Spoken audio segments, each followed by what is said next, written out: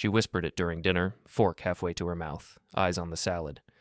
I'm sorry, but I'm not ready for a serious relationship. I stopped chewing. We'd been married for 7 years. The dining room felt smaller suddenly, like the walls had shifted inward while I wasn't looking. Outside, a car alarm went off, then stopped.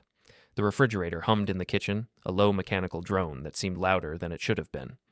Amanda kept eating, didn't look up, didn't clarify, just stabbed another piece of lettuce like she'd commented on the weather or mentioned we were out of milk. We're married, I said. I know. She reached for her water glass, took a slow sip, set it down with precise care. I just need space to figure things out. Her tone was practiced, smooth, like she'd rehearsed this in the car on the way home from wherever she'd actually been today. She said she'd been at a late meeting, marketing strategy session for the new hospital wing campaign. Big donor engagement plans, critical stakeholder management. Her blazer smelled like cologne I didn't wear, something expensive, cedar and bergamot maybe. The kind of scent that came in heavy glass bottles with minimalist labels. Figure what out? I asked. Myself, what I want, where I'm going. She looked at me then, and her expression was kind, patient, the way you'd explain something simple to a child who wasn't quite keeping up with the lesson. You understand, right? I understood plenty. I understood that people don't suddenly need to find themselves 7 years into a marriage unless they've already found someone else. I understood that her phone had been face down on every surface for 3 weeks. I understood that she'd started going to the gym at odd hours and coming back without the flush you get from actual exercise, her hair still perfect, her makeup untouched. But I just smiled and said, I understand. She relaxed, actually relaxed, like I'd given her permission to keep lying. Her shoulders dropped half an inch. The tension around her eyes softened. She even smiled a little, warm and grateful, like I'd done her a tremendous favor. Thank you, she said. I knew you'd get it. You're always so reasonable. Reasonable. That's what she called it when I didn't argue. When I let her win because fighting seemed pointless. When I paid the bills and fixed the sink and stayed quiet while she made plans without me. Reasonable meant predictable, controllable, safe. I went back to eating. The chicken tasted like cardboard, dry and flavorless despite the lemon pepper seasoning I'd used, but I finished it anyway.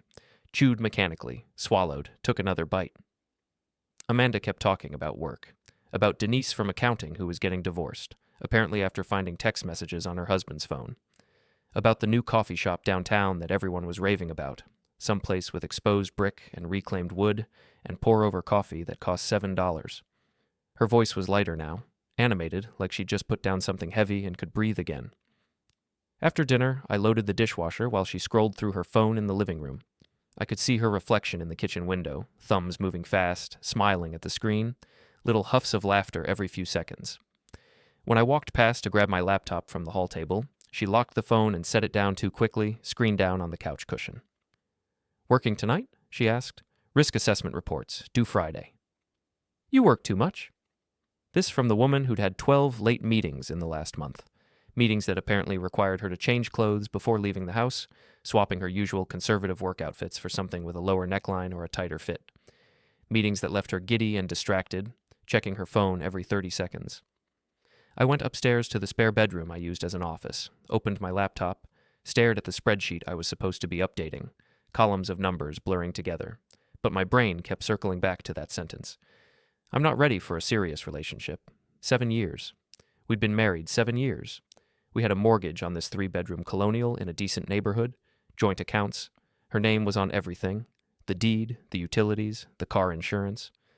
We had a wedding album in the closet, photos of us smiling on a beach in Mexico.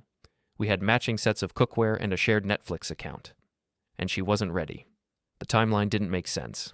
That's what bothered me most. Not the betrayal itself, I'd suspected that for weeks, but the phrasing, the careful distance in her voice, like she was ending something that had barely started, some casual arrangement that hadn't quite worked out.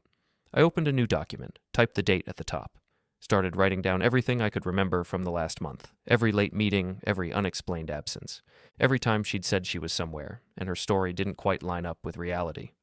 April 4th, said she was meeting Lisa for drinks. Lisa posted photos from her son's baseball game that same evening. April 6th, working late on quarterly reports. Office parking lot camera. I'd done a security audit there last year and still had access, showed her car leaving at 5:30. April 9th, dentist appointment at 4, came home at 8:15. Dental office closes at 5. April 11th.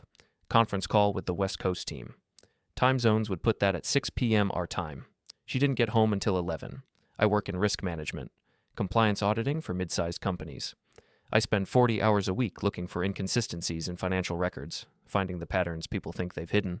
It's boring work, methodical. Most people can't stand it. They'd rather be doing something active, something that feels productive, something where they can see immediate results. But I'm good at it because I notice things, because I can sit with spreadsheets for hours and spot the one transaction that doesn't fit the pattern, because I understand that people are predictable when they think no one's watching. I filled 2 pages with notes, dates, times, discrepancies, patterns. Amanda had always been careful, but not careful enough. She'd left gaps, contradictions, little tears in the fabric of her cover story that got bigger the more I pulled at them. Then I saved the document with a boring title, Q3 Expense Tracking, and closed the laptop. Downstairs, Amanda was watching something on TV. I could hear the laugh track echoing through the house, canned laughter that sounded hollow and artificial. I stood at the top of the stairs, listening, and felt something cold settle into my chest. Not anger, not yet, just clarity. The kind of clarity that comes when you stop fighting reality and start accepting it. She thought I was reasonable, predictable, safe. The kind of husband who'd accept whatever explanation she offered because confrontation made him uncomfortable. The kind of man who'd rather pretend everything was fine than deal with the mess of actually addressing problems. She had no idea what reasonable men were capable of when they stopped pretending. I went back to the office, opened my laptop again, started a new search in the browser history of our shared tablet, the one Amanda used for recipes and shopping lists and apparently forgot could track deleted websites. The history was supposed to clear automatically, but there were always traces if you knew where to look.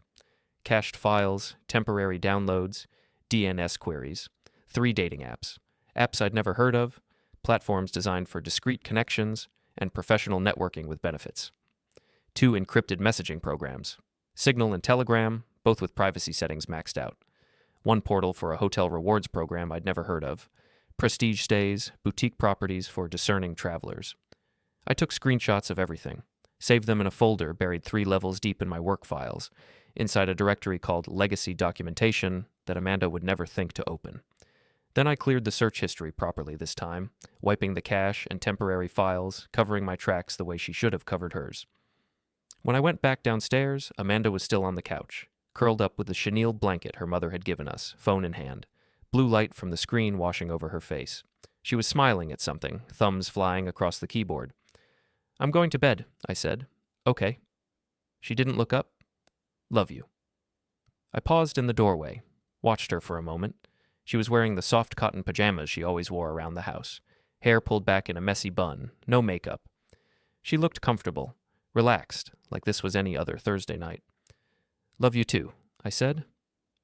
I went upstairs, brushed my teeth with the electric toothbrush that felt too loud in the quiet bathroom, got into bed, stared at the ceiling and listened to Amanda laugh at something downstairs, not the TV, something on her phone, and I felt that cold clarity spread through my whole body like ice water. She thought this was the end of something, the dissolution of a marriage that hadn't been working anyway, a clean break between 2 reasonable adults who'd simply grown apart. But she was wrong. This wasn't an ending. It was just the beginning. I lay there in the dark, listening to the house settle around me, and started planning. Not revenge, not yet. That implied emotion, impulse, reaction. This was something else, something colder and more deliberate. This was an audit, and audits always found what they were looking for. I stopped asking questions. That's the first thing I changed. No more, "Where were you?" or "Who were you with?" No more checking in during the day or texting to see when she'd be home. No more waiting up when she came home late, pretending to read while watching the clock. I just nodded when she mentioned her plans and went back to whatever I was doing. Amanda noticed. I could tell by the way she watched me sometimes, like she was waiting for the argument that never came, like she'd braced for impact and nothing had hit. "You're being weird," she said one morning while I was making coffee. She was leaning against the kitchen counter in her bathrobe, arms crossed, studying me. "How so?" "I don't know. Distant. Quiet." I poured cream into my mug, watched it swirl and dissipate. "Just focused on work. Big audit coming up." "What company?" "Manufacturing firm. Possible compliance violations. Could take months to sort through." That satisfied her. It always did. Work was a safe excuse, boring enough that she never asked follow-up questions. Nobody wants to hear about generally accepted accounting principles or internal control frameworks. It's the conversational equivalent of watching paint dry. What I was actually doing was building a pattern analysis. Same thing I did for clients, except this time the client was me and the subject under investigation was my marriage. I started with the calendar. Amanda used our shared digital one for appointments, dentist, gym, work meetings, dinner plans, but she'd stopped updating it weeks ago. The last entry was from March 23rd, team lunch at Mercado. Everything after that was blank, a white expanse of days with no explanation, so I cross-referenced her verbal claims where she said she was going, with the timestamps on her social media posts, the GPS history on the car we shared, and the receipts I found folded in her purse when she wasn't looking. Credit card statements, ATM withdrawals, even the step counter on her fitness tracker, which she'd synced to her phone and forgot was also accessible through the family account. Thursday, April 11th. She said she was showing a new marketing campaign to the hospital board until 8. Major presentation, high stakes, couldn't be late. But the hospital parking garage camera system, accessible because I'd done a security consultation for them 2 years ago and still had login credentials, showed her car leaving at 5:45. Silver Accord, license plate visible. No question, it was her. Friday, April 12th. Drinks with Lisa. She'd even complained about it beforehand, said Lisa needed to vent about her divorce, and Amanda felt obligated to listen. Except Lisa posted a photo from her kids' soccer game at 7 that evening, tagged in Riverside Park, a town 40 minutes away. The photo showed Lisa in a folding chair, bundled in a jacket, cheering. No drinks, no venting, no Amanda. Saturday, April 13th. Running errands. Generic enough to be plausible. Except the car GPS, connected through the manufacturer's app that we'd set up for roadside assistance, showed 2 hours parked outside a condo complex on the east side, a newer development called Crescent Ridge. Not near any stores, not near anything Amanda would have business visiting. I documented everything in the same spreadsheet format I used for financial audits. Date, claimed location, actual location, discrepancy variance, evidence files, supporting documentation. I even color-coded the entries. Green for consistent, yellow for questionable, red for confirmed lies. The spreadsheet was mostly red. I didn't feel angry yet, just methodical. This was a puzzle, and I was good at puzzles, finding patterns, identifying discrepancies, following money trails, or in this case, time trails, to their logical conclusion. At work, I kept my head down. My boss, Frank Morrison, was a decent guy who left me alone as long as reports got filed on time. Mid-50s, 2 kids in college, more interested in his golf handicap than micromanaging. He'd stop by my cubicle occasionally, ask how things were going, nod when I said fine, and move on.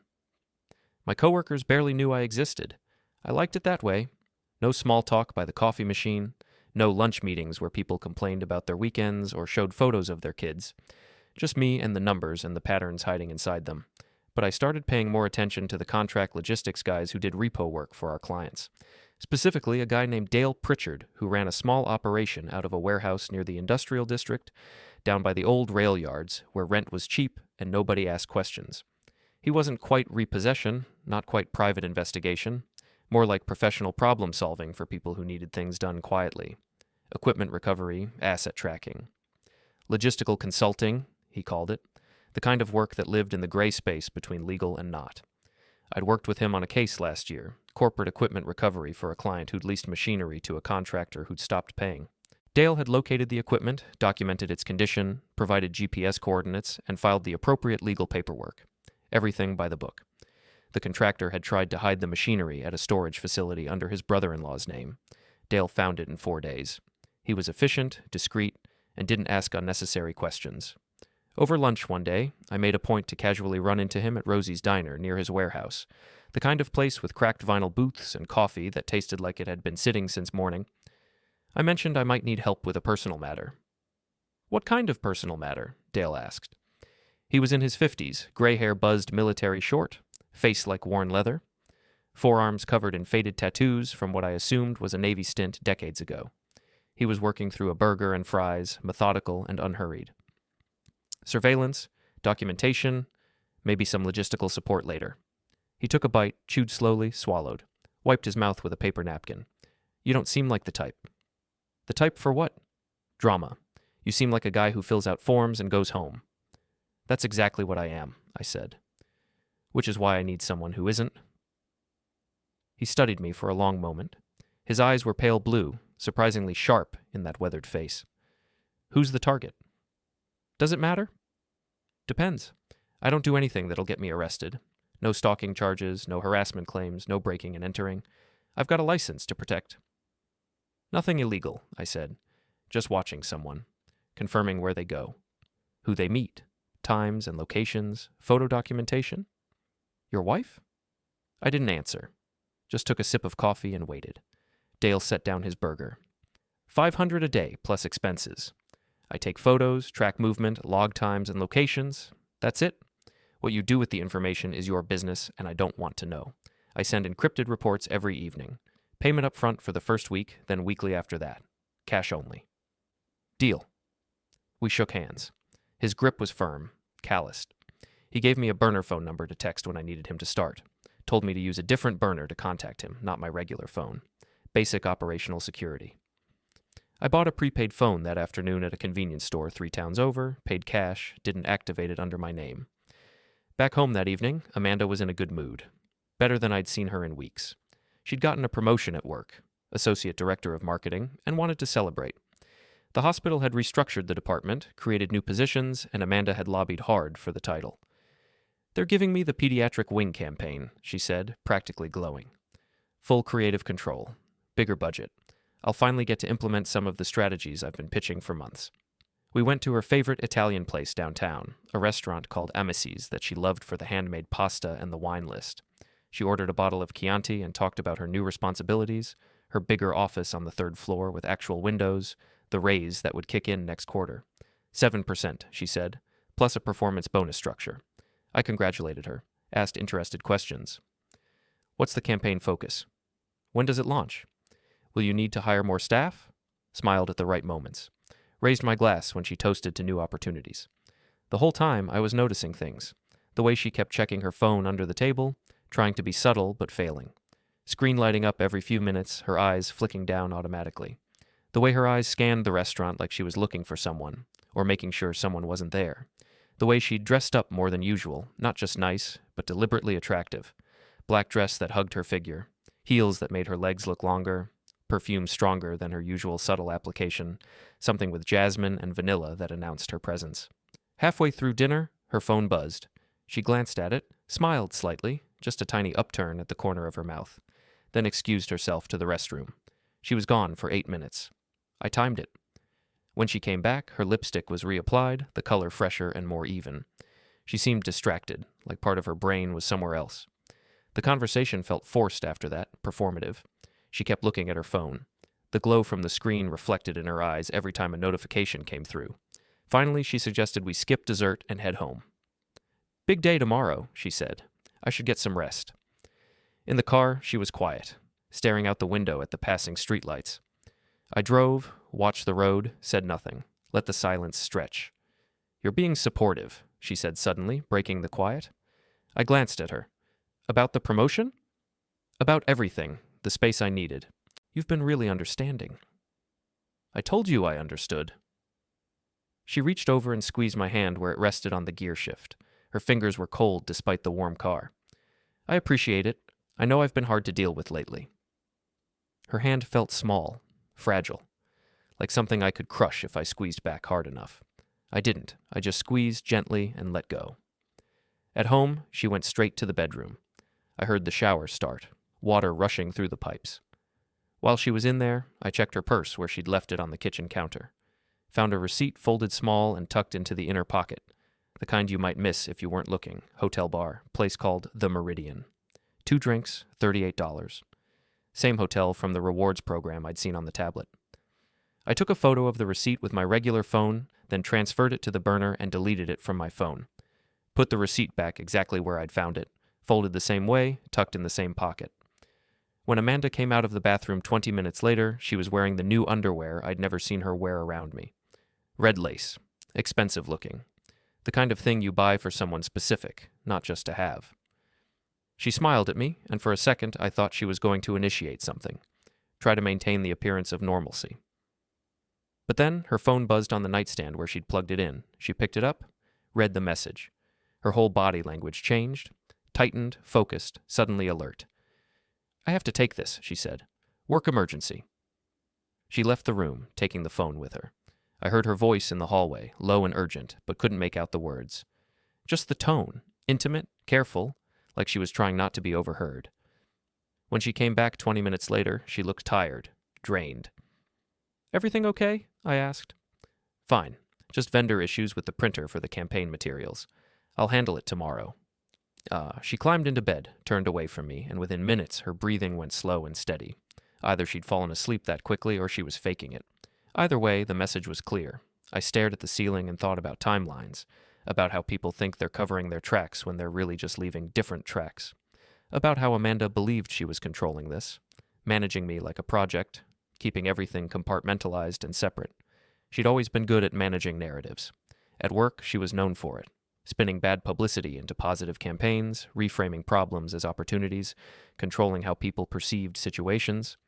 She probably thought this was the same thing, just another narrative to manage, another story to shape. But she'd made one critical mistake. She'd underestimated how much attention I'd been paying all along. Dale sent the first batch of photos on a Tuesday. I was at work, reviewing compliance documents for a client in the medical supply business, when my burner phone buzzed in my pocket. I stepped into the empty conference room down the hall, the one nobody used because the projector was broken and IT never bothered to fix it, and opened the encrypted message app Dale had told me to download. 12 photos, high resolution, time-stamped. Amanda's silver Accord parked outside the same condo complex from the GPS logs, Crescent Ridge, timestamps showing she'd arrived at 3:47 p.m. and stayed until 6:53 p.m., 3 hours and 6 minutes, then a photo of her leaving the building. She was smoothing her hair, checking her reflection in a compact mirror, the kind of adjustments you make after you've been doing something that messed up your appearance. Another photo, a man walking out behind her, tall, maybe 6'2", mid-30s, expensive navy suit, no tie, brown leather shoes that probably cost more than my monthly car payment. Confident walk, shoulders back, like he owned every space he entered. His hand on the small of her back as they approached her car. Another photo, them standing close, talking. Her laughing at something he said, head tilted back, genuine amusement on her face. The kind of laugh I hadn't seen from her in months. Final photo, them together beside her car. He'd leaned in. She'd met him halfway. They were caught mid-moment, faces close, intimate. I stared at that last image for a long time. Not because it hurt. I'd known this was coming, had suspected for weeks. But because of his face. Familiar somehow. Not someone I knew personally, but someone I'd seen before. I zoomed in on the photo, studying his features. Then it clicked. Kyle Brennan, real estate developer. I'd seen him at a hospital fundraiser last year, one of those rubber chicken dinners where wealthy donors wrote checks and got their names on plaques. Amanda had introduced us during the cocktail hour. "This is Kyle," she'd said. "He's donating to the new wing. Kyle, this is my husband, Tom." Firm handshake. Expensive watch. Rolex, probably. Cologne that probably cost more per ounce than my car insurance. The kind of guy who called everyone buddy and talked about golf and investment properties. He'd asked what I did. I'd said risk management. His eyes had glazed over immediately. "Sounds interesting," he'd said, already looking past me to the next person worth talking to. I texted Dale from the burner. "Keep watching. I need patterns, not just confirmation. Daily logs. Any deviation from routine?" His response came 30 seconds later. "Already on it. We'll expand surveillance to include subjects' other locations. Additional fee applies? Fine. Do it." I saved the photos in my evidence folder, properly encrypted this time, and went back to my desk. That night, Amanda came home at 9:15. Said she'd been working late on campaign materials, finalizing the creative brief for the pediatric wing. She kissed my cheek, dry, perfunctory, and asked about my day in that distracted tone people use when they're asking out of obligation rather than interest. I told her about a boring audit, manufacturing company with inventory discrepancies, possible embezzlement. She half listened while scrolling through her phone, nodding occasionally, making small sounds of acknowledgement. Normal, routine, comfortable lies wrapped in a familiar pattern. After she went to bed, I pulled up everything I could find on Kyle Brennan. He ran a development company called Brennan Properties, mixed-use commercial projects, strip malls, office complexes, luxury condo developments, big contracts with the city. His name appeared on permits, zoning applications, tax assessment appeals. He had his fingers in a dozen projects around the metro area. His LinkedIn showed the professional polish, Harvard MBA, previous positions at major firms, board memberships, speaking engagements. The kind of resume that opens doors and impresses people at cocktail parties. He was also married, wife named Jennifer. 2 kids, both under 10, based on the family photos on his company website. They lived in Riverside Estates, the gated community on the north side where houses started at $1 million and went up from there. His wife was on the board of several charities: Arts Foundation, Children's Hospital, Historical Society, the usual circuit for wealthy wives with time and money. But he also had a reputation. I found it buried in local business forums and anonymous comment sections on real estate development blogs. Aggressive negotiator, willing to bend rules when convenient. Multiple accusations of contract manipulation, though nothing that had stuck legally. One comment on a local Reddit thread mentioned he collected trophies, women presumably, and dumped them when bored or when they became inconvenient. Another comment, from someone claiming to have worked for him: Kyle will charm you until he gets what he wants, then you don't exist anymore. Seen him do it to employees, contractors, and whoever he's sleeping with that month. Perfect match for Amanda's ambition and his ego. I kept digging, found photos from public events, charity galas, ribbon cuttings, hospital fundraisers, Chamber of Commerce dinners. Brennan was always there, always networking, always performing. He had that quality some people have, where they seem to glow in photos, like they're more real than the people around them. And then I found something interesting. A lawsuit from 2 years ago. Brennan Properties had defaulted on a commercial lease after discovering the building had structural issues, foundation problems, water damage, electrical code violations. The property owner sued for breach of contract. Brennan countersued, claiming fraud, saying the owner had concealed known defects. It had dragged on for 8 months before settling out of court. But the docket was public record, and the property owner's attorney was someone I knew, Janet Torres.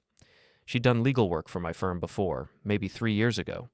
We'd collaborated on a compliance case involving contract disputes with a supplier. She was sharp, thorough, didn't miss details. Early 40s, sharp dresser, no-nonsense demeanor that some people found off-putting, but I appreciated. I sent her an email from my work account. Janet, hope you're well. Have a question about commercial real estate contracts and liability frameworks. Coffee this week if you have time? She responded within an hour. Thursday at 10, Parkside Coffee, same place as last time, I confirmed. The rest of the week, I watched Amanda pretend everything was normal. She talked about work, about the campaign launch timeline, about whether we should finally replace the living room furniture we'd bought when we first moved in, made plans for the weekend, maybe drive out to that winery we'd talked about visiting, make a day of it, reconnect. I agreed to everything, nodded along. Played the reasonable husband who was grateful she was making an effort. Dale sent updates every day, photos of Amanda's car at the condo, timestamps, pattern analysis. She was there every Tuesday and Thursday evening, always between 3:30 and 7. Occasionally on Saturday afternoons, though those visits were shorter, an hour, maybe 90 minutes. The consistency was almost impressive. Most people having affairs are erratic, driven by opportunity and impulse. But Amanda had scheduled hers like business meetings. Tuesdays and Thursdays. Reliable, predictable. She'd always been good with calendars. On Thursday, I met Janet at Parkside Coffee.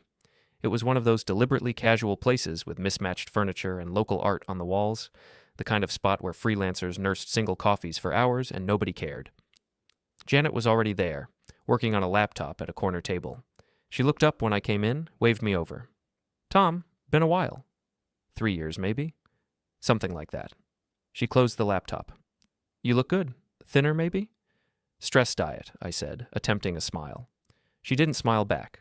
Just studied me with those sharp lawyer eyes. So what's your question about real estate? I sat down, ordered a black coffee from the waitress who wandered over. Waited until she left. Hypothetically, I said, if someone had a commercial lease with structural contingencies and the tenant had documented knowledge of those issues before signing, they'd be screwed if they tried to claim fraud later, Janet said immediately. Why? Just curious about liability frameworks. How much documentation would be needed to prove prior knowledge? Depends on the documentation. Emails would be good, text messages, any written acknowledgement, even verbal statements if there were witnesses. She leaned forward slightly. This about a client? Personal interest. Personal interest in commercial lease law, right. She sipped her coffee, never taking her eyes off me. You doing okay, Tom? You seem different. Different how? Tense. Focused. Like you're working on something specific and you're not telling me what it is. I didn't answer immediately.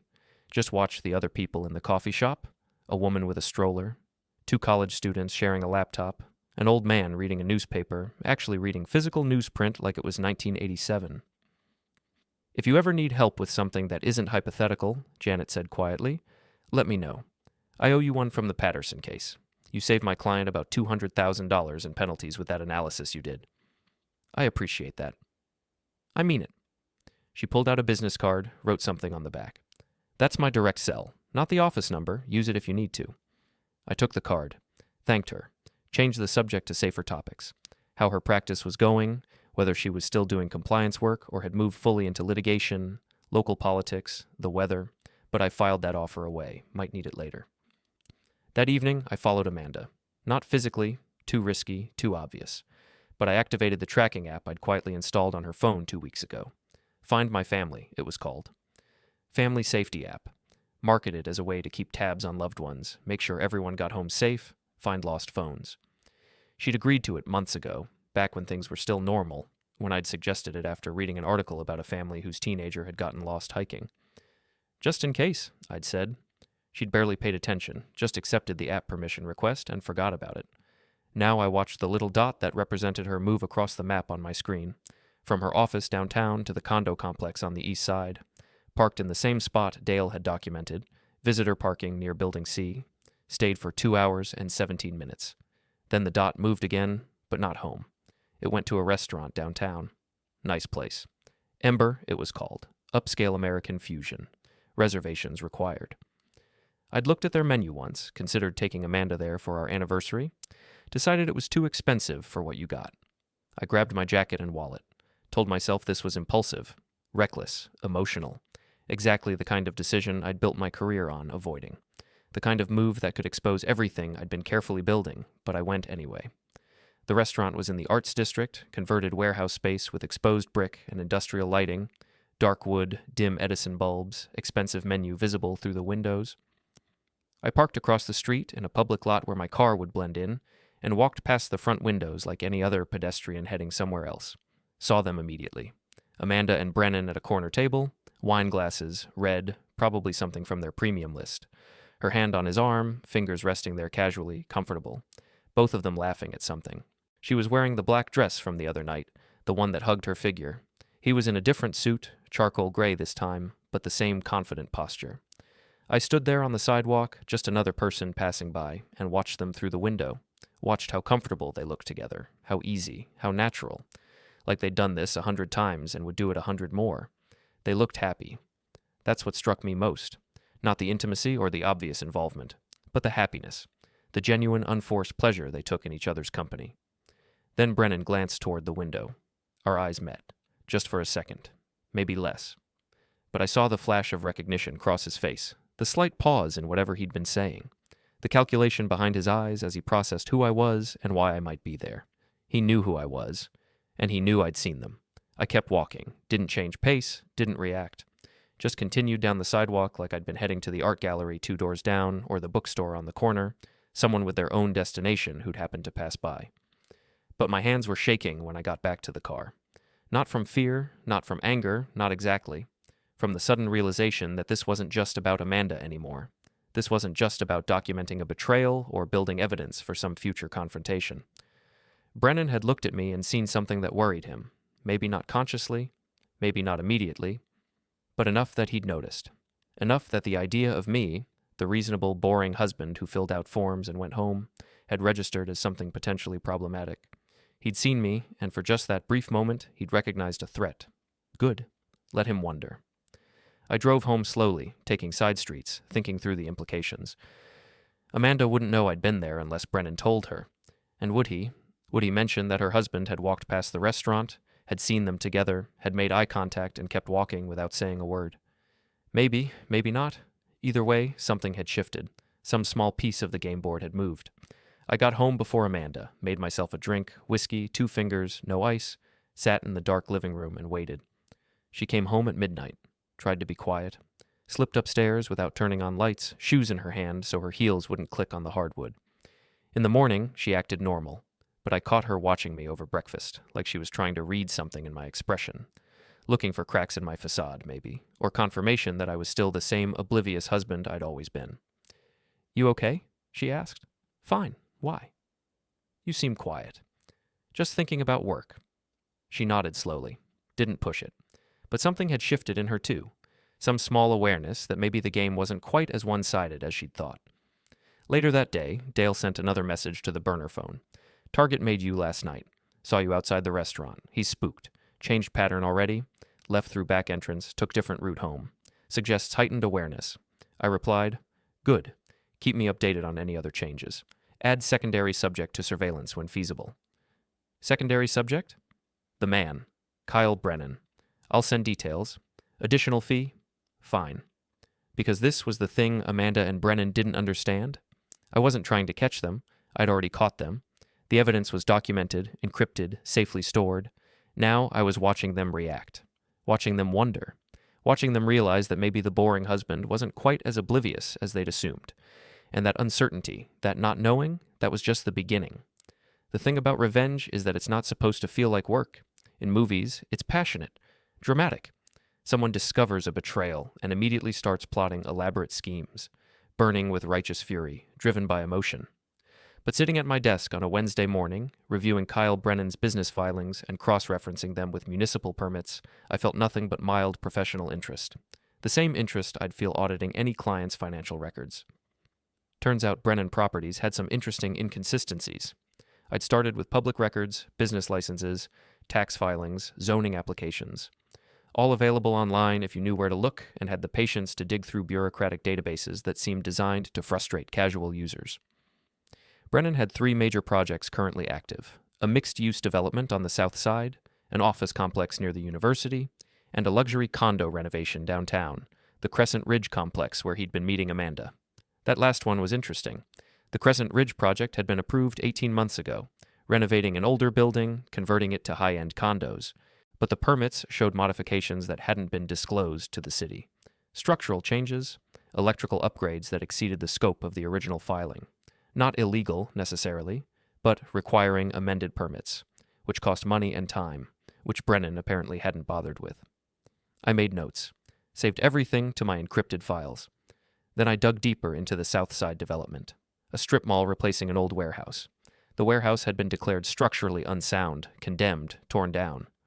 Standard procedure. Except the environmental assessment was missing. Old industrial buildings required contamination testing before demolition. Lead paint, asbestos, soil contamination. The EPA took that seriously. I checked the municipal database. No assessment on file. I checked the state environmental database. Nothing. Either Brennan had paid someone to skip the assessment, possible but risky, or he'd done it and buried the results because they were problematic. I sent an email to the city planning department, posing as a concerned citizen, asked about the environmental clearance for the warehouse demolition, cited the specific address, mentioned I lived nearby and was worried about contamination. They responded within 2 days, said they'd look into it, asked if I wanted to file a formal complaint. I said I'd think about it. Meanwhile, Dale's surveillance reports kept coming. Amanda maintained her pattern. Tuesdays and Thursdays at the condo, Saturdays occasionally. Brennan's schedule was less consistent. He had actual business to run, meetings to attend, properties to visit, but he showed up when Amanda did. Dale had also started following Brennan separately, photographed him at various properties, meetings with contractors, lunch with other developers, normal business activities. But then Dale caught something interesting. Friday afternoon, Brennan met with someone at a hotel bar downtown, not the Meridian, different place, and cheaper, a Hilton near the convention center. The woman was young, late 20s maybe, professional dress. They sat close, talked for an hour. She laughed at his jokes. He touched her arm the same way he touched Amanda's. Dale sent 6 photos. Clear shots of both of them, time-stamped, documented. I saved them, added them to the evidence file. Didn't feel anything except mild satisfaction at the pattern emerging. Brennan wasn't just having an affair with Amanda. He was having affairs, plural, which meant Amanda wasn't special. She was just current. I wondered if she knew. Probably not. Amanda liked to think she was different, exceptional, the kind of woman men left their wives for. She had no idea she was just another entry in a pattern. That evening, Amanda came home in a good mood. The campaign was going well. The board had approved her creative approach. She talked about photo shoots and taglines and community outreach events while I made dinner, chicken stir-fry, vegetables, rice. You should come to the launch event, she said. 3 weeks from now. Big gala thing. Donors, board members, press. It'll be nice to have you there. Sure, I said. I'll put it on the calendar. She smiled. Actually seemed pleased, like having me there would complete some picture she was constructing. The successful executive with the supportive husband. Perfect optics. You've been really great about all this, she said. The space I needed. Not making things difficult. Why would I make things difficult? I don't know. Some men would get insecure or demanding. I plated the food, set it on the table. I'm not insecure. I know. She squeezed my shoulder as she sat down. That's why I married you. I wondered if she actually believed that. If she'd rewritten our history so thoroughly that she'd convinced herself I was some enlightened partner who didn't mind being lied to, who didn't notice or didn't care. After dinner, I went upstairs to work, opened my laptop, sent an email to Janet Torres from a new encrypted account I'd set up. Janet, following up on our conversation, need advice on exposing potential permit violations and environmental assessment irregularities. Confidential matter, can we meet? She responded an hour later. Monday at 2. My office. Come to the back entrance. I confirmed. Sunday morning, Amanda suggested we go to that winery after all. Make a day of it. She'd been promising to spend more time together, and this felt like part of that performance. We drove an hour north to wine country, toured a vineyard, tasted 6 different wines, had lunch at the attached restaurant. Amanda was relaxed, laughing, taking photos for social media. She posted one of us together, arms around each other, glasses raised. Caption, perfect day with my favorite person. 73 likes within an hour. Comments about how cute we were, how perfect we seemed. Nobody knew she'd spent 3 hours with Brennan 2 days ago. Nobody knew about the hotel receipts, or the encrypted messages, or the lies stacked so high they'd become her normal. On the drive home, Amanda fell asleep in the passenger seat. I glanced over at her occasionally. She looked peaceful, content, like she'd successfully balanced all the pieces of her life and everything was exactly how she wanted it. I felt nothing but a distant curiosity about what she'd do when everything fell apart. Monday afternoon, I met Janet at her office. Small practice, 3 attorneys, office in a converted house near downtown. I parked around back like she'd said, went in through the rear entrance. She was waiting in a small conference room, files spread on the table, a coffee and a thermos. So, she said, tell me what's actually going on. I'd prepared a version of the truth. I have information about possible permit violations and environmental assessment issues with a local developer. I want to know the best way to expose it without connecting back to me. Why the secrecy? Personal reasons. She studied me for a long moment. This about your wife? I didn't answer. Tom, I'm going to give you some advice you didn't ask for. Whatever you're planning, make sure you're thinking clearly. Revenge has a way of consuming people. This isn't revenge, it's accountability. Sure. She didn't sound convinced. Who's the developer? Brennan Properties. Kyle Brennan. Her eyebrows went up. I've dealt with him before. The structural issues case. I know. That's partly why I'm here. She leaned back in her chair. Brennan's connected. He's got city council members in his pocket, planning commissioners who owe him favors. Going after him isn't simple. I don't need simple. I need effective. What do you have? I pulled out my laptop. Showed her the permit discrepancies. The missing environmental assessment. The modifications at Crescent Ridge that exceeded approved plans. She went through everything methodically, made notes, asked questions about where I'd found the information, whether it was legally obtained, whether there were other witnesses or documentation. After 40 minutes, she sat back. This is good, really good, but you can't just send it to the city, they'll bury it. Brennan will make a few calls, pay some fines, everything gets smoothed over. So what do? You need multiple pressure points, city planning, state environmental agency, maybe the local news if you can find a reporter who'll run with it, create enough noise that it can't be ignored. Can you help with that? Officially? No. I can't represent you in something like this. Conflict of interest, ethical issues, the whole thing. Unofficially? She smiled slightly. Unofficially, I know people. Journalists who like development corruption stories. State inspectors who are tired of developers cutting corners. I could make some introductions, anonymously. What would that cost? Professional courtesy. You helped me once. Consider this returning the favor. She closed her laptop. But Tom, think about what you're doing. Once this starts, you can't stop it. Brennan will know someone's coming after him. He'll fight back. Let him. She studied me again. You're not the same guy I worked with 3 years ago. People change. Yeah. She stood up, gathered her files. They do. Just make sure you're changing into someone you can live with. I left through the back entrance, drove home, found Amanda in the kitchen, making dinner, humming to herself. Good day? She asked. Productive. I'm making that pasta you like, the one with the mushroom sauce. Sounds good? She kept humming. I went upstairs, checked the burner phone. Dale had sent new photos. Amanda and Brennan at the condo again. But this time Dale had caught them in the parking lot afterward, arguing about something, body language tense. Her arms crossed. No, him gesturing, trying to explain something. The timestamp was from that Saturday I'd been at the winery with Amanda, while she'd been posting photos about our perfect day. I saved the photos, added them to the timeline. The thing about evidence is that it accumulates. Each piece by itself might be insignificant, but together they form a pattern, a narrative, a story that's harder to deny with each new addition. I was building that story carefully, methodically, and soon everyone would read it. Dale called me directly for the first time on a Thursday evening. I was at home, Amanda upstairs getting ready for another late meeting, when the burner phone rang. I stepped out to the garage, closed the door. We need to talk, Dale said. No preamble. What happened? Your guy Brennan. He knows someone's watching him. Changed his pattern again. Started checking for tails, looking over his shoulder. He's either paranoid or smart. How do you know? 20 years doing this. You learn the signs. He's aware. Question is, does he know it's you? I thought about that night outside the restaurant. The eye contact, the recognition. Maybe, probably. Then you need to decide how far you want to take this. Because if he knows, he's going to start pushing back. Men like him don't react well to threats.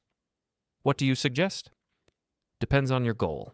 You want to keep gathering information? I can do that. Stay back, use long-range equipment, be more careful, or... He paused. Or we can escalate. Make him more uncomfortable. Remind him he's being watched. How? Better if you don't know details. Plausible deniability, but nothing illegal. Just persuasive. I stood in the garage, listening to Amanda's footsteps overhead, getting dressed, checking her appearance, preparing to go meet the man who thought he was untouchable. Do it, I said. You sure? Yes. Okay. I'll need a few days to set it up. Stay alert. Things might get interesting. He hung up. I went back inside. Amanda was coming down the stairs, wearing a blue dress I'd never seen, heels that clicked on the hardwood. I'll be back by 10, she said. Okay. She hesitated at the door.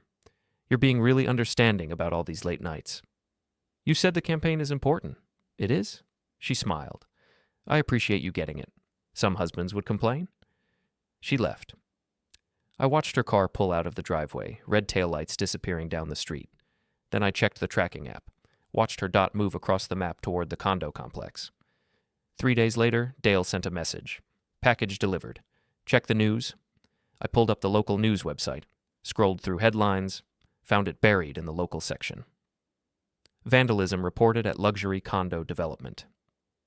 The article was brief. Someone had spray-painted messages on the construction barriers at Brennan's Southside project. Nothing profane, just questions. Where's the environmental assessment? Who approved these permits? What are you hiding? The article mentioned that police were investigating but had no leads.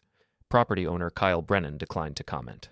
I smiled, not because of the vandalism itself, that was just noise, an inconvenience, but because of what it represented. Brennan now knew that someone was watching his business, not just his personal life. Someone who knew enough about his projects to ask specific questions. Someone who was willing to act. That evening, Amanda was distracted, kept checking her phone. Finally, she said, Kyle's having some issues with one of his properties. Vandalism. He's really stressed about it. Kyle. She caught herself. Kyle Brennan, the donor. I told you about him? He's funding part of the campaign. Right. That's unfortunate. Yeah. He thinks it might be a competitor trying to sabotage his projects. Some people are really ruthless in business. I can imagine. She went back to her phone, texting rapidly, her face tense with concern for someone who wasn't her husband. The next day, Dale sent photos from that night.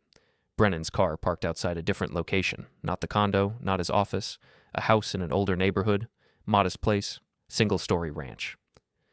Dale had run the address. The house belonged to someone named Patricia Vance, divorced. No obvious connection to Brennan Properties. But the surveillance photos showed Brennan there for 2 hours, showed him leaving, looking frustrated, Showed him sitting in his car afterward, head against the steering wheel. I studied those photos, the body language, the timing, the location, another woman. Had to be. I sent Dale a message. More information on Patricia Vance. Background, employment, any connection to Brennan. He responded, already working on it. That weekend, Amanda suggested we have dinner with friends, Lisa and her new boyfriend, and dinner and drinks at that new tapas place downtown. I agreed. We met them at 8. Lisa was her usual cheerful self, talking about her dating life post-divorce, how much better things were now, how she should have left years ago. Her boyfriend was quiet, let her talk, seemed nice enough. Amanda was performing too, laughing at the right moments, touching my arm, playing the part of the happily married woman having a nice evening with friends. Halfway through dinner, her phone buzzed. She glanced at it, and her expression changed. Just for a second, worry flashing across her face before she controlled it. She excused herself, said she needed to take a work call. She was gone for 15 minutes. When she came back, she was distracted, couldn't focus on the conversation, kept looking at her phone. Everything okay? Lisa asked. Fine, just work drama. One of our vendors is having issues.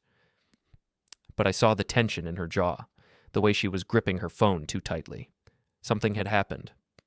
Later that night, after we got home, after Amanda went to bed, I checked the news again. New article. This time about Brennan's office complex near the university. Someone had filed a formal complaint with the State Environmental Agency.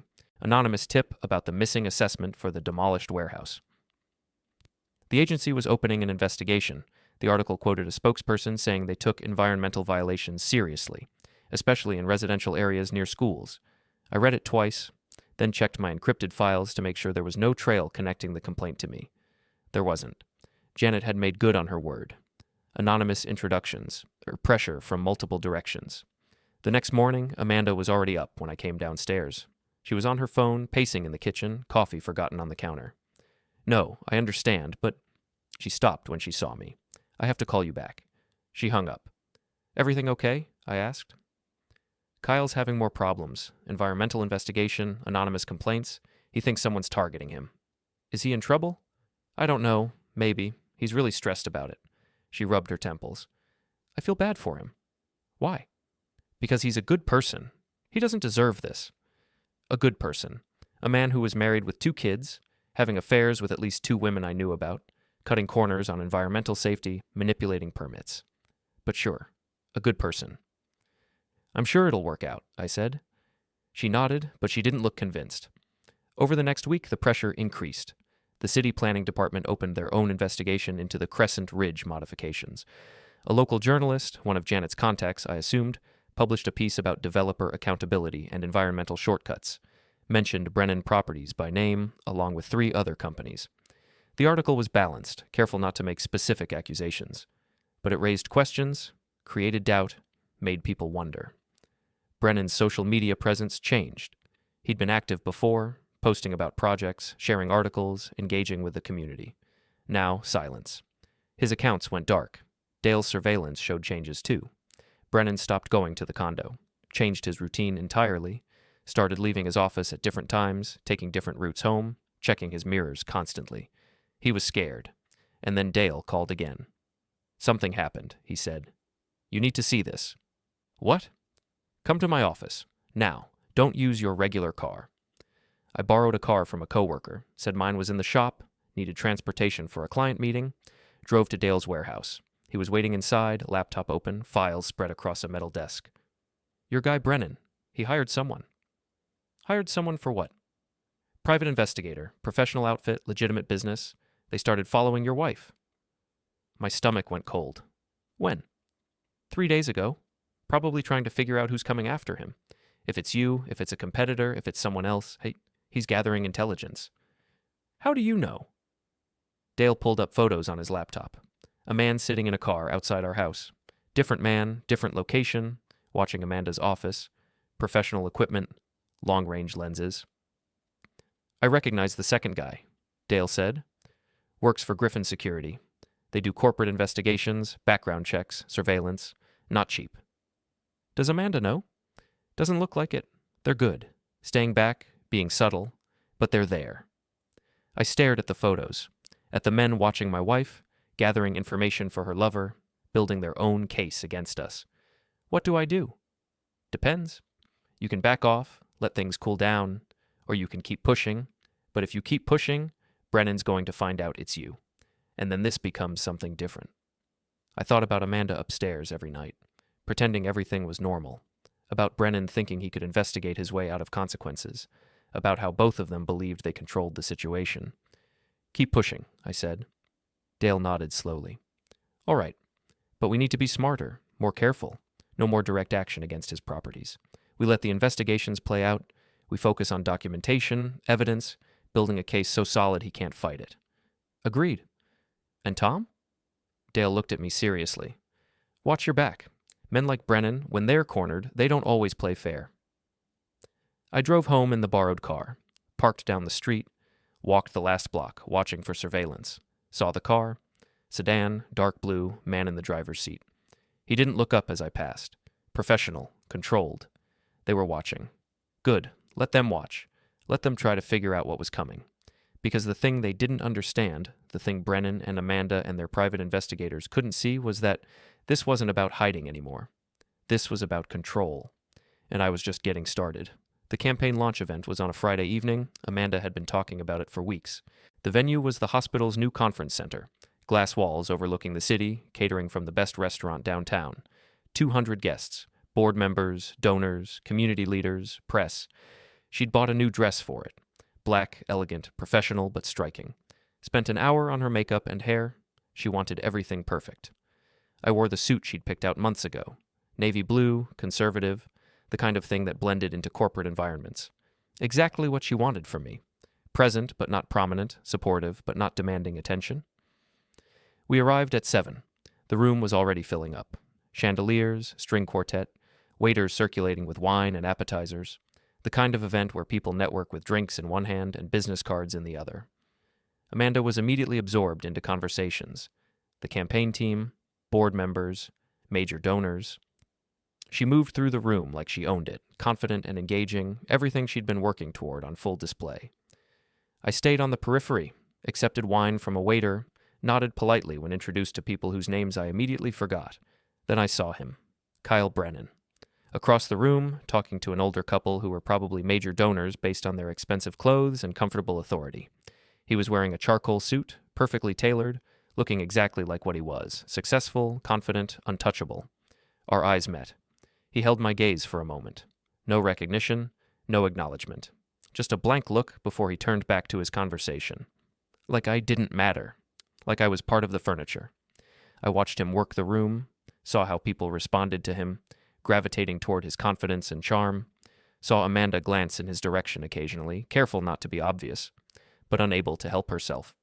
They didn't interact directly, too risky with all these people around, but I saw the awareness between them, the way she positioned herself in his line of sight, the way he tracked her movement without appearing to.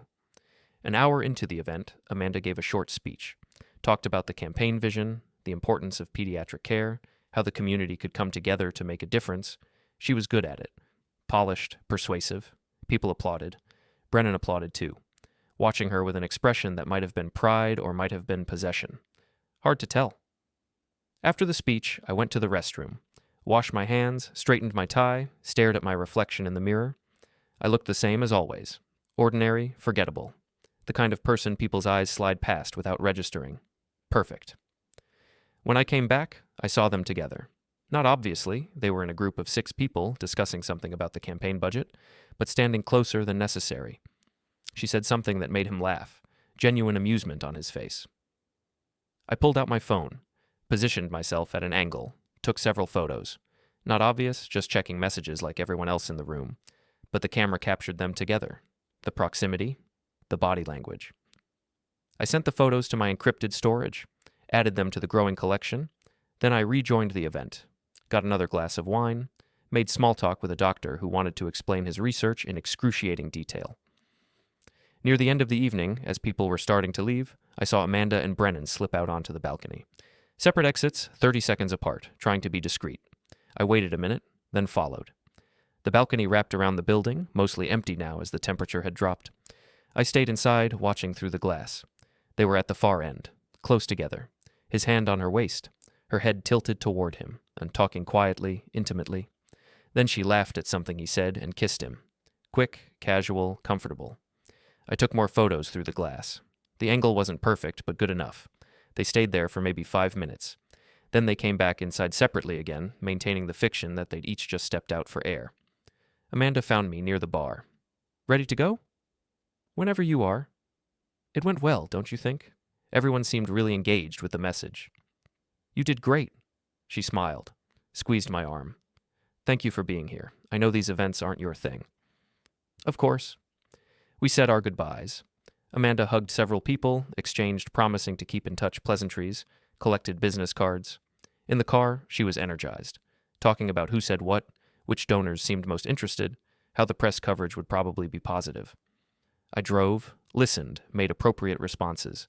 At home, she was still wired from the adrenaline, poured herself another glass of wine, checked her phone constantly, reading texts, responding quickly.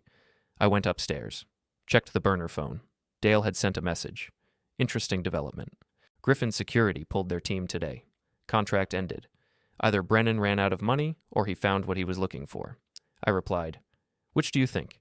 He found something or thinks he did. Be careful. I sat on the edge of the bed, thinking through the implications. If Brennan had called off the investigators, it meant he'd made some decision. Either he'd decided I wasn't a threat, which seemed unlikely given everything that had happened, or he'd decided on a different approach. The next morning, I found out which. Amanda was making breakfast when her phone rang. She glanced at the screen, answered immediately. Kyle, hi. What's... Oh no, when? She listened, her expression shifting from concern to shock to something like fear. Are you sure? Did they? Okay, I'm so sorry. Let me know if there's anything I can... She hung up, stared at her phone. What happened? I asked. That was Kyle. His wife left him. Just packed up the kids and left. Filed for separation. That's terrible. She said she knows about the affairs. Plural. She has evidence, apparently. Photos, documentation, everything. Amanda's hands were shaking. She's going to take him for everything in the proceedings. His lawyer said it's going to be ugly. How did she find out? He doesn't know. Someone sent her an envelope full of evidence. Anonymous. Just dropped it at her house. I poured coffee, kept my expression neutral. That's awful. But inside, I was calculating. Dale hadn't mentioned anything about this. Janet hadn't either, which meant someone else had sent that envelope. Someone with access to evidence about Brennan's activities. Or Brennan was lying to Amanda, creating a cover story for why his life was falling apart, making himself the victim instead of the cause. Amanda spent the rest of the weekend distracted and worried, constantly texting. She didn't go to the condo on Tuesday or Thursday. Brennan had apparently gone to ground, dealing with his imploding marriage and the environmental investigations and the permit violations all at once. At work, people were talking. Not openly, but I caught whispers. Rumors. Someone mentioned seeing Brennan's wife at the grocery store, looking angry. Someone else said the separation was messy. Expensive lawyers involved, assets being frozen. The social weather was changing. Then, on Wednesday, I got a call at work from a number I didn't recognize.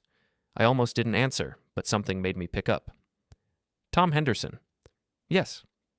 This is Jennifer Brennan, Kyle's wife. I think we need to talk. I met Jennifer Brennan at a coffee shop 40 minutes outside the city. Her choice. Somewhere neutral, somewhere neither of us would be recognized. She was already there when I arrived, sitting at a corner table, back to the wall. Early 40s, blonde hair pulled back, expensive clothes that looked hastily chosen. Dark circles under her eyes suggested she hadn't been sleeping well. I sat down across from her, ordered black coffee when the waitress came by. Thank you for coming, Jennifer said. Her voice was controlled, but I could hear the tension underneath. You said we needed to talk? About my husband and your wife. She said it directly, no build-up, like she'd been rehearsing the words.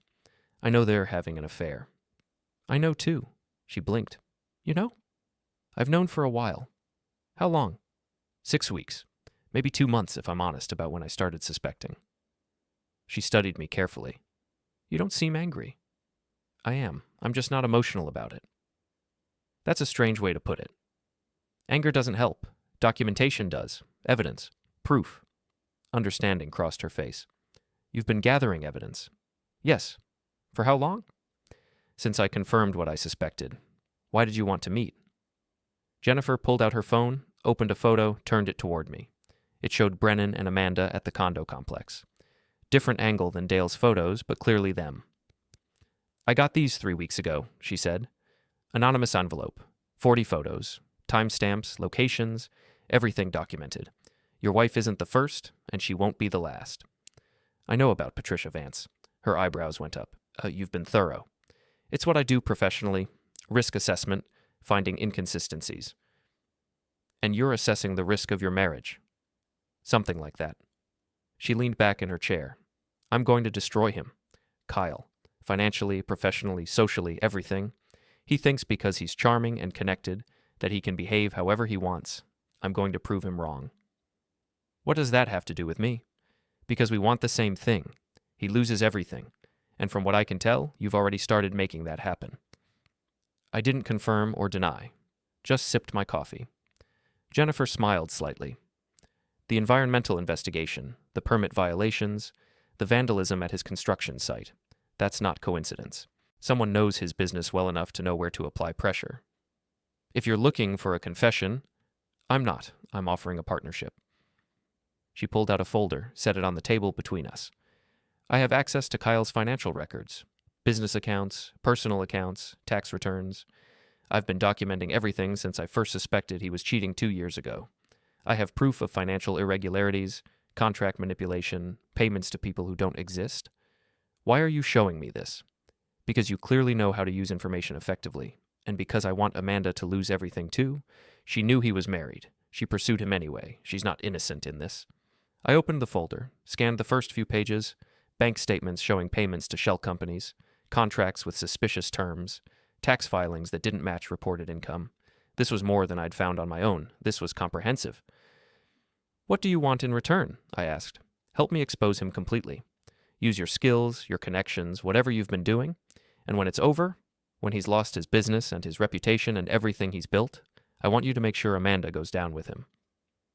I'm already planning that. Good. She stood up, left cash on the table for her untouched coffee. My lawyer is filing for separation this week. Full asset disclosure, forensic accounting, the works. Kyle doesn't know about half of what I have. When it comes out, he's going to panic. And when he panics, he'll make mistakes. He'll reach out to Amanda for support, and she'll either stand by him and go down with the ship, or she'll abandon him and prove she was only in it for the benefits. Either way, she loses. Either way, they both lose. Jennifer picked up her purse. I'll send you encrypted copies of everything. Use it however you need to. Just make sure it hurts. She left. I sat there for a while, drinking coffee, thinking through the implications. Jennifer Brennan wasn't interested in justice or fairness. She wanted revenge, pure, calculated destruction, and she just handed me the tools to accomplish it. I drove back to the city, stopped at Dale's warehouse on the way. He was working on some other case, equipment spread across his desk. He looked up when I came in. You look like someone just made your job easier, he said. Jennifer Brennan contacted me. Brennan's wife? How the... She's been building her own case. 2 years' worth of evidence, financial records, business documents, everything. Dale whistled. That's a patient woman. She wants to work together, coordinate our efforts. You trust her? No. But I trust that she wants the same outcome I do. Which is? Total destruction. Dale leaned back in his chair. You know, once you go down this path, there's no walking it back. This isn't just divorce proceedings. This is scorched earth. I know. And you're okay with that? I thought about Amanda laughing at something Brennan said, about her lying to my face every day, about her posting photos of us on social media while texting her lover, about 7 years of marriage that apparently meant nothing when something shinier came along. Yes, I said. I'm okay with that.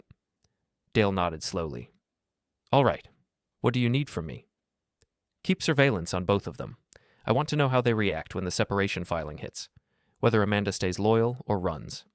What do you think she'll do? I think she'll calculate, weigh her options, decide whether sticking with Brennan is worth the risk. And if she runs, then she proves she was never invested in him, just in what he could provide. Either way, it's useful information. I left Dale's warehouse and went home. Amanda was already there, making dinner, her phone propped up on the counter while she chopped vegetables. She was on a video call with someone, laughing at something they'd said. I caught a glimpse of the screen as I walked past. Not Brennan, one of her work friends. Casual conversation about weekend plans. She smiled when she saw me. Hey, I'm making that Thai curry you like. Smells good. How was your day? Long. Complicated audit. You work too hard. She went back to chopping. I was thinking we should plan a vacation, get away for a week, maybe that beach resort we looked at last year. Sure, that sounds nice. She seemed pleased, like she was ticking boxes on some relationship maintenance checklist. Quality time, shared experiences, keeping up appearances. I went upstairs, checked the burner phone. Jennifer had already sent files. Encrypted, organized, comprehensive. Years of financial documents, emails, text message screenshots, photos. I spent 3 hours going through everything, cross-referencing dates with Dale's surveillance, building a timeline that connected Brennan's business activities to his personal affairs, to his financial irregularities. The picture that emerged was damning. Brennan had been skimming from his own company, creating fake vendor accounts, billing clients for work that was never done, small amounts spread across multiple projects, easy to miss unless you knew what to look for, but it added up to hundreds of thousands over several years. And some of that money had gone to maintaining the condo where he met Amanda, to hotel rooms, to gifts and dinners, and the lifestyle that kept women interested. He'd been funding his affairs with embezzled money. I documented everything, created a master file that connected all the pieces: business fraud, environmental violations, permit manipulation, extramarital affairs, each thread woven together into a complete picture. Then I sent it to Janet. Her response came an hour later. This is incredible and damning.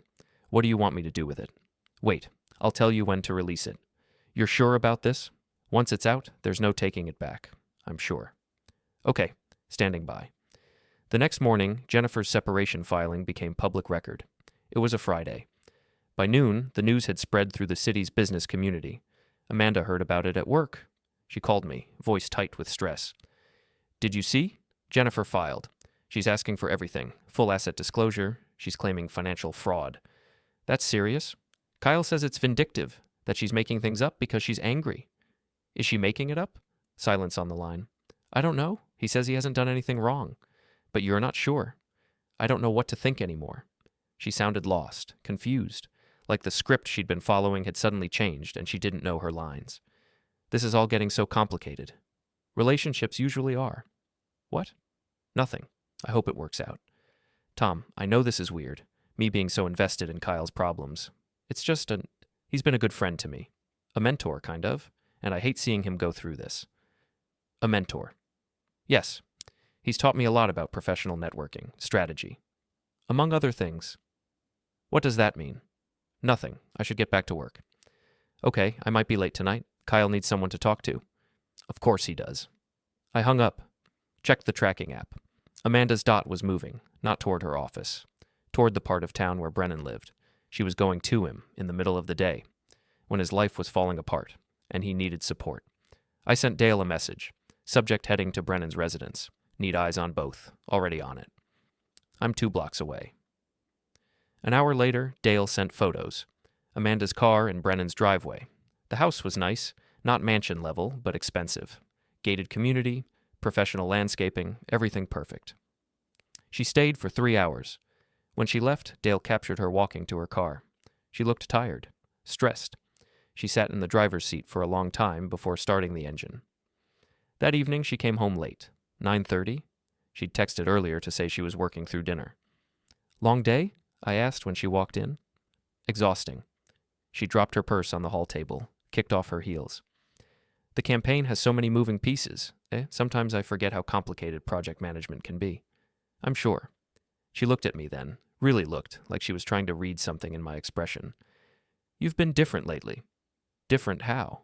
I don't know. Distant, like you're thinking about something else. Just work stress. The audit I mentioned. Right.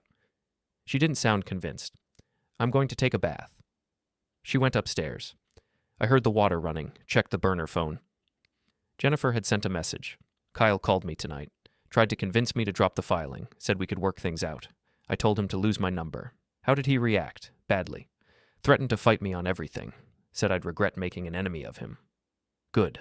Let him threaten. It'll look worse when everything comes out. When are you planning to release the rest? Soon. I'm waiting for the right moment. Don't wait too long. Men like Kyle have a way of wiggling out of consequences if you give them time. I won't. Saturday morning, Amanda suggested we go to the farmer's market. Normal weekend activity, maintaining routine.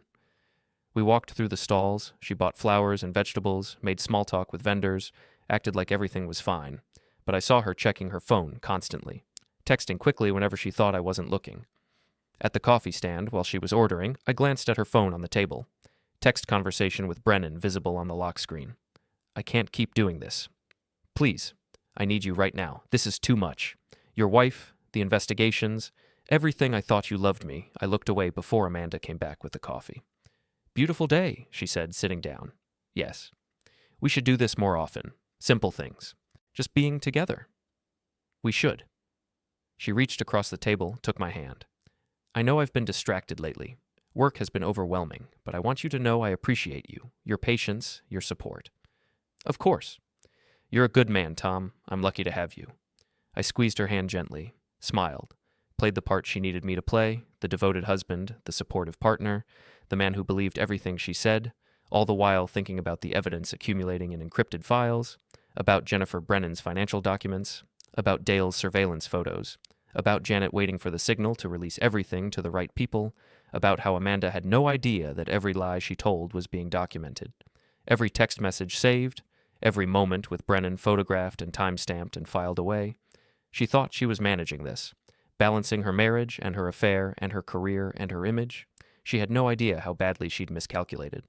That evening, after we got home, after Amanda went upstairs to take a call that she said was work but probably wasn't, I opened my laptop, composed an email, no signature, sent from an encrypted anonymous account, to 3 city council members, 2 journalists, the State Environmental Agency, the Bar Association's Ethics Committee, subject Brennan Properties, financial irregularities and environmental violations. Attached, selected documents from Jennifer's files, selected photos from Dale's surveillance, selected records from my own investigation, enough to start asking questions, enough to trigger formal inquiries, not enough to show the full picture yet, just enough to turn up the heat. I hit send. Then I closed the laptop and went downstairs to watch television with my wife. She curled up next to me on the couch, head on my shoulder, comfortable and trusting. I love you, she said quietly. I love you too. And I did, in a way. I loved the woman I'd married 7 years ago, the one who'd been real before she'd learned how to perform, but that woman was gone, and the one sitting next to me now, lying so effortlessly, so convincingly, she was about to learn what happens when you underestimate reasonable men. Monday morning brought consequences.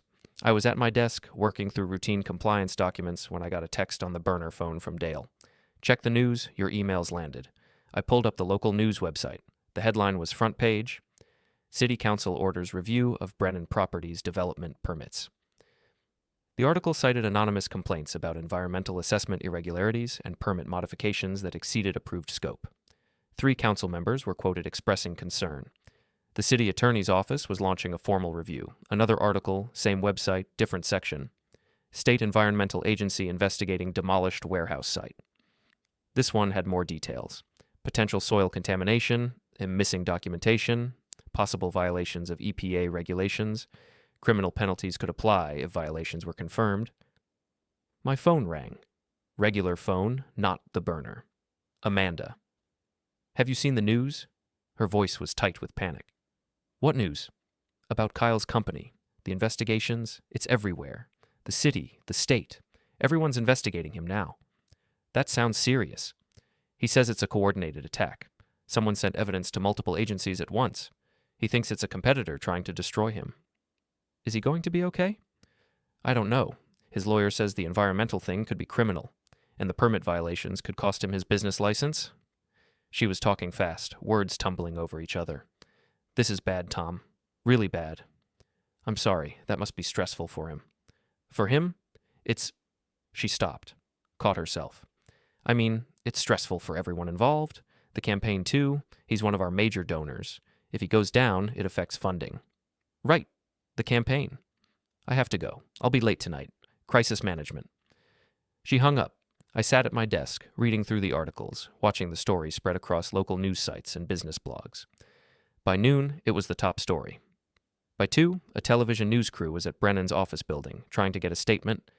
Brennan declined to comment, but his lawyer released a statement calling the investigations politically motivated and promising full cooperation to clear his name, Empty words, professional spin. Dale sent more photos throughout the day. Brennan leaving his office looking haggard, Amanda's car at his house again, the two of them visible through a window, talking intensely. At 5, Jennifer sent a message. Beautiful timing. His lawyer called me this afternoon. Wants to negotiate the separation terms. Said Kyle's willing to be generous if I keep the financial documents private. What did you tell him? That I'd think about it. Which I will, for about 5 seconds before telling him to go to whatever place bad people go. But it's useful that he's scared. He should be. When are you releasing the rest? Not yet. Let the official investigations play out. Build pressure, then add the personal scandal on top. You're patient. Patience is underrated. That evening, Amanda came home at 10. She looked exhausted. Hair disheveled, makeup worn off, eyes red like she'd been crying. Rough day? I asked. She collapsed onto the couch. You have no idea. Want to talk about it? Kyle's in trouble. Real trouble. The investigations are serious. His lawyer says the evidence someone sent to the agencies is detailed, professional, like someone with inside knowledge put it together. Who would have inside knowledge? That's what we're trying to figure out.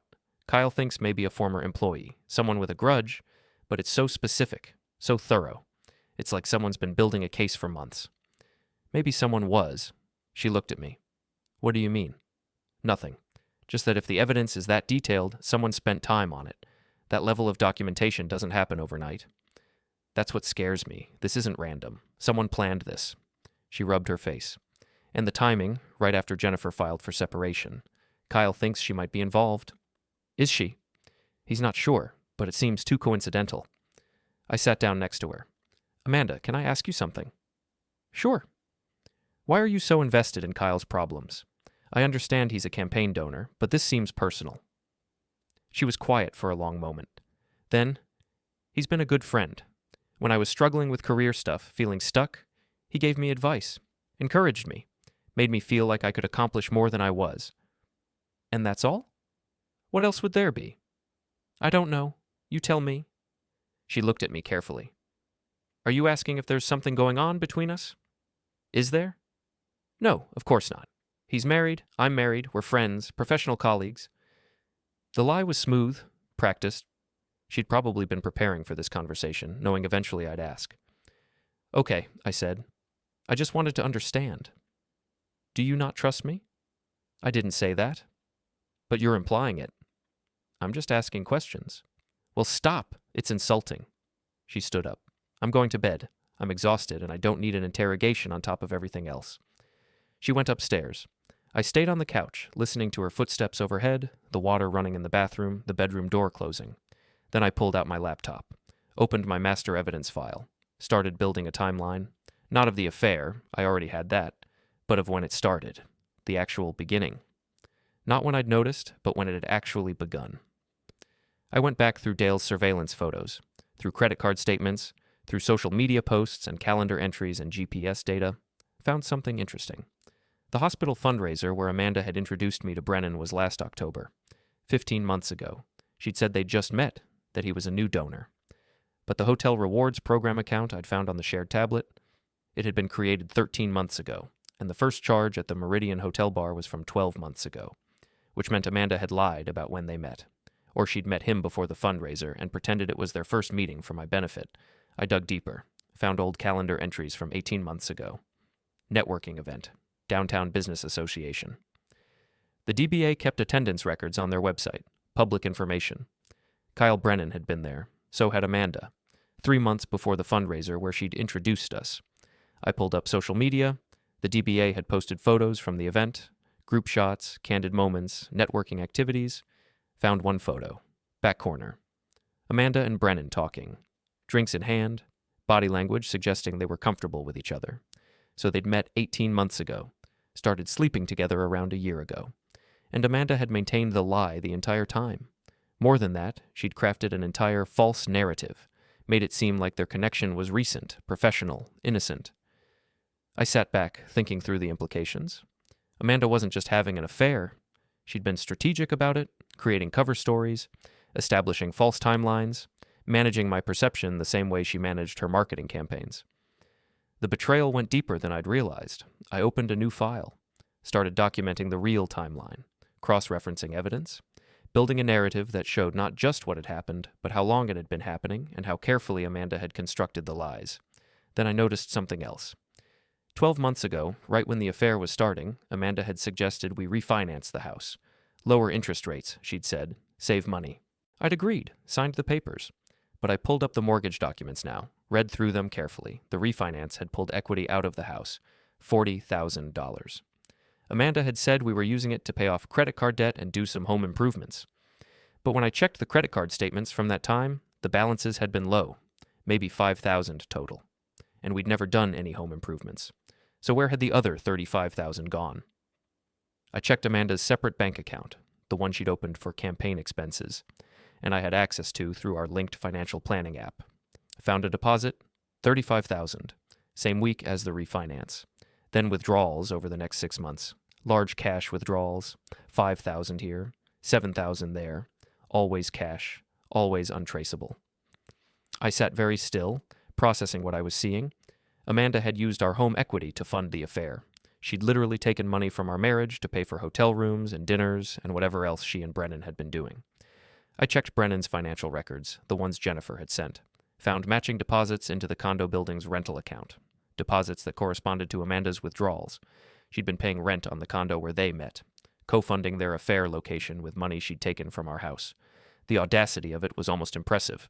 I documented everything, added it to the master file, calculated the total amount Amanda had taken from our joint assets to fund her relationship with another man, $47,800, plus whatever she'd spent on the new clothes, the hotel visits, the dinners, the whole performance of being someone who could afford a more exciting life. I closed the laptop, sat in the dark living room, felt nothing but cold calculation now. No hurt, no anger, just clarity. Amanda hadn't just betrayed me emotionally. She'd robbed me financially, used our shared resources to build a separate life, and she thought she'd gotten away with it because I was reasonable, predictable, safe. Tomorrow, I'd send the updated timeline to Jennifer, show her how deep this went, how much planning Amanda had put into this. And when everything finally came out, when all the pieces were revealed, Amanda would realize she hadn't been managing anything. She'd just been creating evidence of her own destruction. Wednesday afternoon, I got a call from a number I didn't recognize. Local area code. Tom Henderson? Yes. My name is Patricia Vance. I think we should meet. I was silent for a moment, processing. Patricia Vance, the woman whose house Brennan had visited, the one Dale had identified as another affair. Why? I asked. Because Kyle Brennan has destroyed enough lives, and I think you're trying to stop him. What makes you think that? Because his world is falling apart very specifically. The investigations, the timing, the coordination, that's not luck. That's someone who knows what they're doing. And you think that's me. I know that's you. Kyle told me about Amanda's husband, how he was boring, safe, wouldn't cause problems. But then he mentioned someone walking past a restaurant, someone making eye contact, someone who made him nervous.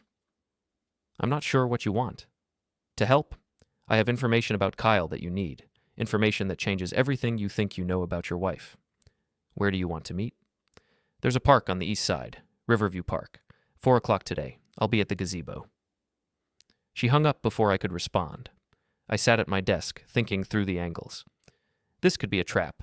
Brennan could have put her up to this, trying to figure out who was coming after him. But Dale had said Brennan looked stressed when leaving Patricia's house, and the surveillance showed them arguing, not cooperating. I texted Dale, Patricia Vance wants to meet, 4 p.m. Riverview Park. Can you provide coverage? I'll be there 30 minutes early. If anything seems wrong, I'll signal you.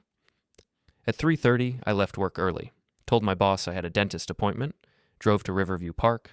Dale's truck was in the parking lot. He was sitting in the driver's seat, looking casual, but I knew he was watching everything. The park was quiet. Few people around on a Wednesday afternoon. I walked to the gazebo. Patricia Vance was already there. Mid-30s, professional dress, dark hair pulled back. She looked tired, but composed. Thank you for coming, she said. I sat down across from her. What information do you have? Direct. I appreciate that. She pulled out her phone. I've been seeing Kyle for 8 months. Nothing serious, just casual. He told me he was in an open marriage, that his wife knew and didn't care. Common lie. I know that now. I ended things 3 weeks ago when I found out he was lying. About the open marriage. About how many other women there were. About everything. She pulled up photos on her phone. But before I ended it, I copied some of his text messages. He was careless, left his phone unlocked when he was in the shower. She handed me the phone. The messages were between Brennan and Amanda, going back 14 months. I scrolled through them. Declarations of affection, plans for meetings, discussions about money. Then I found something that made me stop, a message from Amanda 13 months ago. The refinance went through. I can cover the first 6 months of rent. Brennan's response, "You're amazing. This is really happening." Amanda, "I can't believe I'm doing this. If Tom finds out..." Brennan, "He won't. You said he doesn't pay attention to finances." Amanda, "He doesn't. He thinks I'm handling it." Which I am. Just not the way he thinks. I kept scrolling, found more discussions about money, about Amanda's plans to leave me eventually, about how she needed to be strategic, get her finances in order first, make sure she'd be okay after the separation. Brennan, "When are you going to tell him?" Amanda, "Not yet. I need to get the promotion first. Establish my own career. Then I can leave without looking like I'm dependent on you." Brennan, "Smart. I love how you think ahead." Amanda, "I learned from the best. The messages were damning. But then I found something else. A conversation from 10 months ago." Amanda, "I told him we met at the fundraiser. He believed it completely." Brennan, "Of course he did. You're good at this." Amanda, "I almost feel bad. Almost." Brennan, "Don't. He's had you for 7 years and clearly didn't appreciate it. My turn now." Amanda, "Not quite yet, but soon." I handed the phone back to Patricia. "Why are you showing me this?" "Because Kyle needs to face consequences, real ones, and your wife needs to understand she's not as clever as she thinks." Patricia put her phone away. "But there's more, something Kyle told me when he was trying to explain why we couldn't see each other anymore." "What?" "He said Amanda's husband was getting suspicious, that someone had seen them at a restaurant and Kyle was worried. He said he'd hired investigators to figure out who was coming after him." "I know about the investigators. But did you know what they found?" "What did they find?" "Nothing concrete on you, but they found something else. Amanda's been keeping separate financial records, documentation of every dollar she's put into the affair, every expense, every withdrawal. Why would she document it?" "Insurance. Kyle said she called it investment protection. She wanted proof of what she'd contributed in case things went south, in case Kyle decided to dump her like he dumped everyone else." I processed this. Amanda had been documenting the affair from her end, keeping records, protecting herself. "Where are those records?" I asked. Kyle said she kept them in a cloud storage account, something separate from her regular accounts. He tried to get access once, but she'd encrypted it. "Did he say which service?" "No, but he mentioned she was paranoid about it, checked it constantly, updated it regularly." I thought about Amanda's devices, her phone, her laptop, the shared tablet. "Is there anything else?" "Just this." Patricia pulled out a business card, handed it to me. "Kyle's lawyer, Richard Morrison. He specializes in defending wealthy men from consequences. Very expensive, very connected. If you're going after Kyle, Morrison will be a problem." "Why are you helping me?" "Because Kyle told me I was special, that I was different from the other women, that he cared about me." She smiled bitterly. "And I believed him, right up until I found out about Amanda and Jennifer and whoever else. I'm helping you because Kyle needs to learn that some people fight back." She stood up. "Good luck, Tom. I hope you destroy him." She walked away. I sat in the gazebo for a while, thinking through everything she'd told me. Amanda had been keeping records, insurance against Brennan betraying her, which meant somewhere, in an encrypted cloud account, was Amanda's version of events. Her own evidence, her own documentation. I needed to find it. That evening, I waited until Amanda went to bed. Then I started searching, checked her laptop first. Browser history, saved passwords, cloud service accounts, found 3 accounts I didn't recognize. 2 were campaign-related, file sharing, collaborative documents.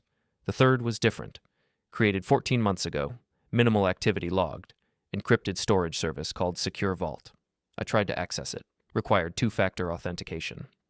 I checked Amanda's phone. She'd left it charging on the kitchen counter, unlocked it with her passcode, our wedding anniversary, which she still used despite everything, found the Secure Vault app.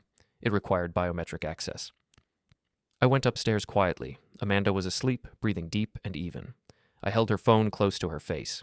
The facial recognition activated. The app opened. Inside were folders. Financial records. communications, timeline, insurance. I opened the financial records folder, spreadsheets, bank statements, credit card receipts, every transaction related to the affair, documented and categorized.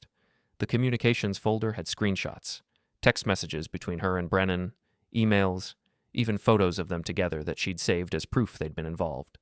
The timeline folder showed dates, locations, meetings, a comprehensive history of the affair from her perspective. And the insurance folder had contracts, documentation that she'd paid for the condo, proof of financial contributions, even a draft separation agreement with my name on it, dated 6 months ago, that she'd apparently been preparing. I photographed everything with the burner phone, every document, every screenshot, every piece of evidence Amanda had compiled. Then I closed the app and put her phone back exactly where she'd left it, went back downstairs, transferred the photos to my laptop, added them to the master evidence file. Amanda had been planning this for over a year, not just having an affair, but preparing to leave, building a case for why she deserved assets, documenting everything so she could protect herself financially when she finally pulled the trigger. She'd been 3 steps ahead the entire time, or so she thought, because what she'd actually done was create the perfect evidence of premeditated betrayal, proof that this wasn't a mistake or a moment of weakness. It was calculated, planned, executed with full knowledge of what she was doing. I sent encrypted copies to Jennifer. Her response came 20 minutes later. "This is perfect. This proves she was planning to leave you before the separation. In some states, that affects asset division, preparation for separation. And the financial commingling with Kyle proves they were planning a future together. What do we do with it? Save it for the right moment. When Amanda tries to claim she's innocent or caught up in circumstances, when she tries to paint herself as a victim, then we show everyone exactly how calculated this was. When? Soon. Kyle's lawyer is pushing hard for a settlement. I'm stalling, letting pressure build. When he finally breaks, we release everything at once. All of it, everything. The affair, the embezzlement, the environmental violations, the multiple women, Amanda's planning, all of it.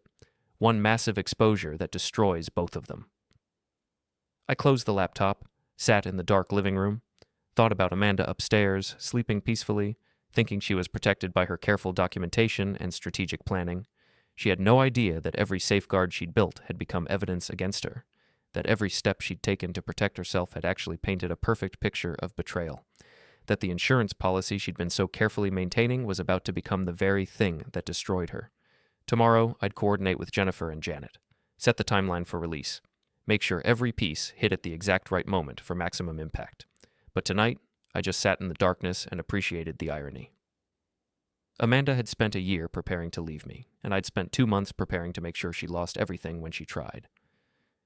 The demolition began on a Thursday morning. I was at work when Janet called. Not texted, called directly, which meant something significant was happening.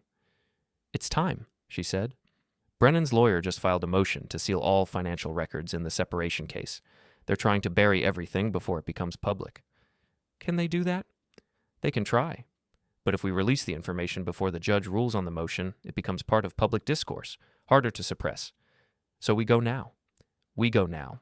I've already contacted the journalists. They're ready to publish as soon as I send the files. The State Environmental Agency is preparing criminal charges based on the evidence. The city attorney's office is recommending license suspension. Everything's in position. What about Amanda? What about her? When does her part become public? That's your call. I can keep her out of the initial wave if you want. Let Brennan take the hit first, or we can include everything at once." I thought about it. About Amanda upstairs every night, still pretending, still lying, still thinking she was managing the situation. "Include everything," I said.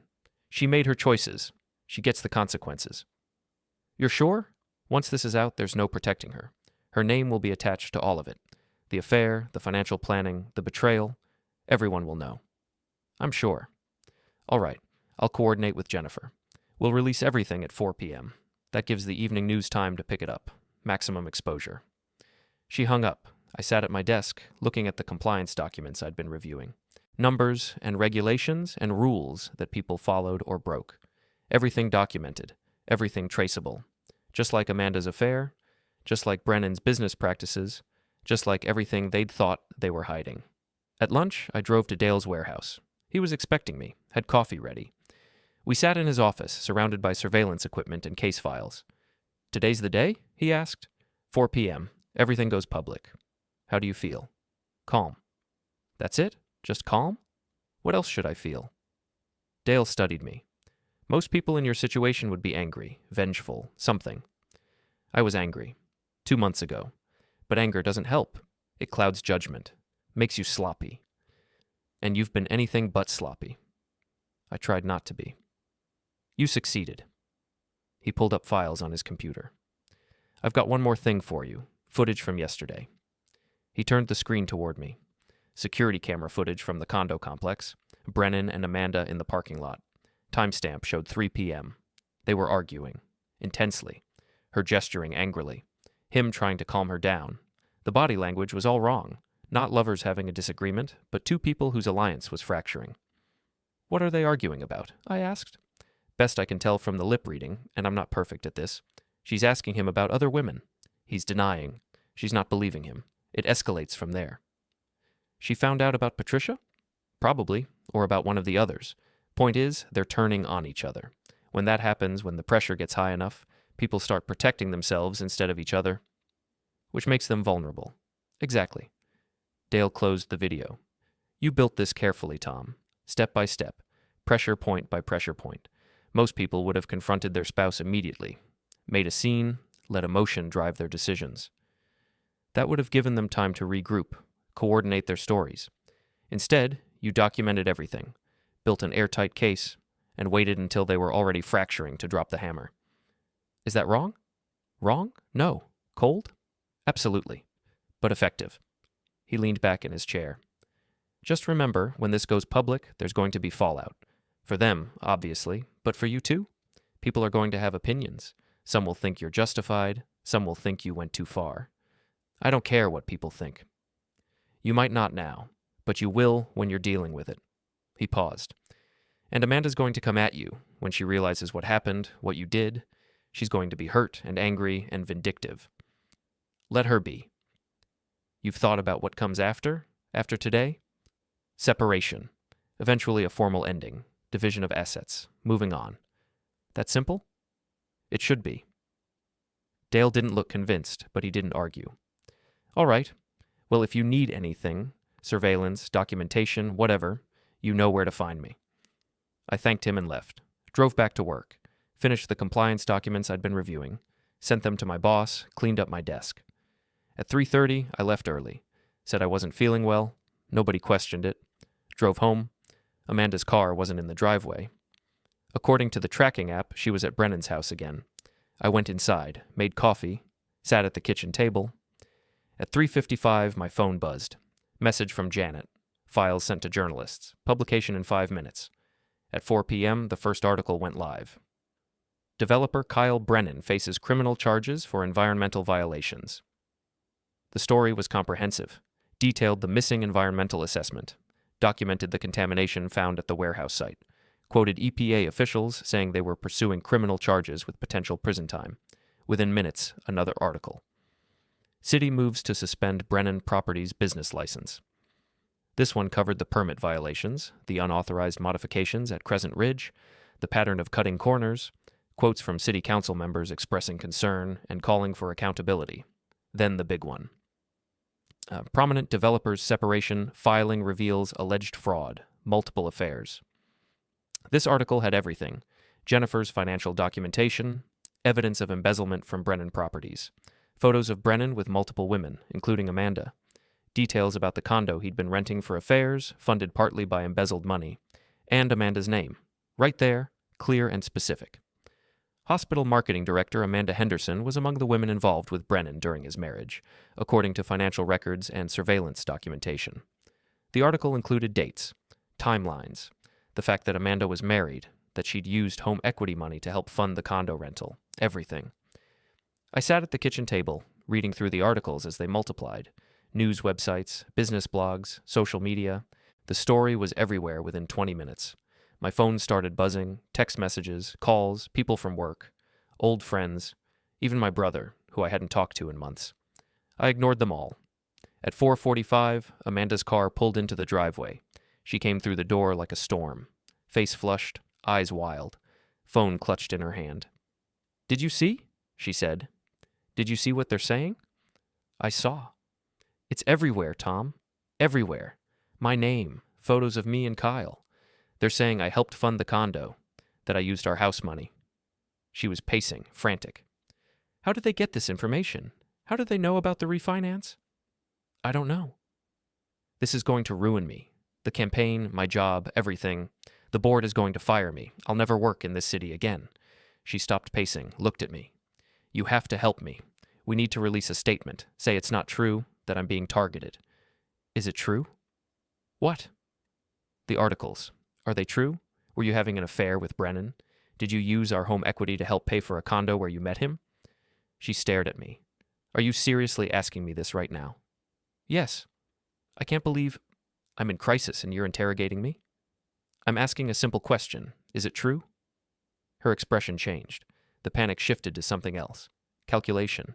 She was trying to figure out what I knew, what I believed, how to play this. Some of it's more complicated than the articles make it seem. How complicated? Kyle and I were close, friends. Maybe it crossed some lines, but it wasn't what they're making it sound like. You were sleeping with him? That's not in a condo you helped pay for, using money from our house. How do you? She stopped, stared at me. You knew. You knew about this. Yes. For how long? 2 months, maybe a little more? 2 months. She said it quietly, like she was processing. You knew for 2 months and you didn't say anything. No. Why? Because I wanted to understand the full picture, the timeline, the extent of it. The extent? She laughed, but it sounded broken. You were investigating me, like I'm some kind of criminal. You committed fraud. You took money from our joint assets under false pretenses. You've been planning to leave me for over a year while pretending everything was fine. That's the definition of fraud. How do you know that? I didn't answer.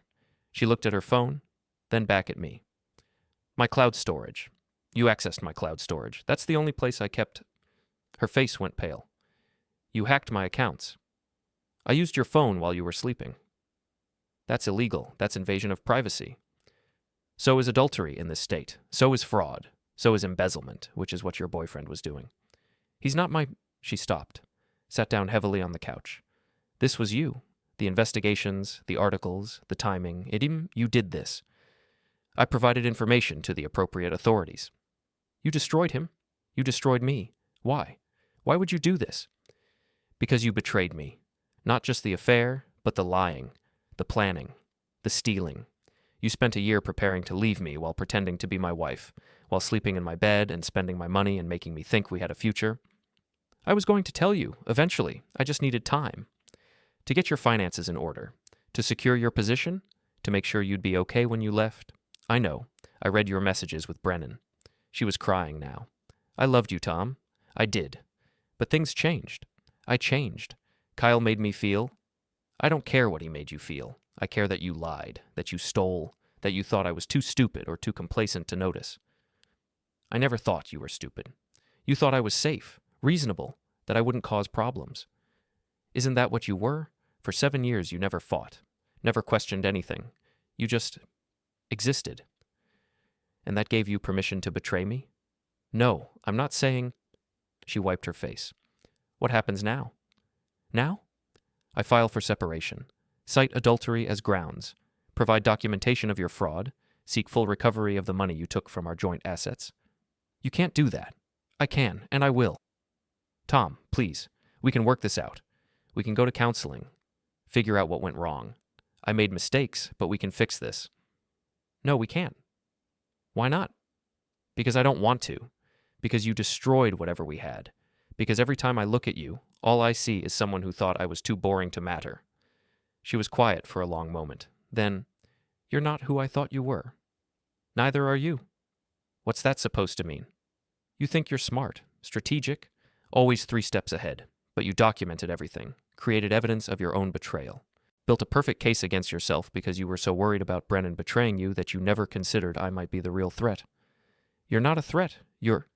What? Boring? Safe? Reasonable? I stood up. Those were the masks I wore because they made you comfortable, but they were never who I actually was. Who are you then? Someone who pays attention, someone who remembers that audits always find what they're looking for, Someone who knows that reasonable men are only reasonable until they decide not to be. I walked toward the stairs. "Where are you going?" she asked. "To pack some things. I'm staying somewhere else tonight." "Tom, wait. My lawyer will contact you next week. Don't try to access any joint accounts. I've already frozen them. Don't try to sell any joint assets.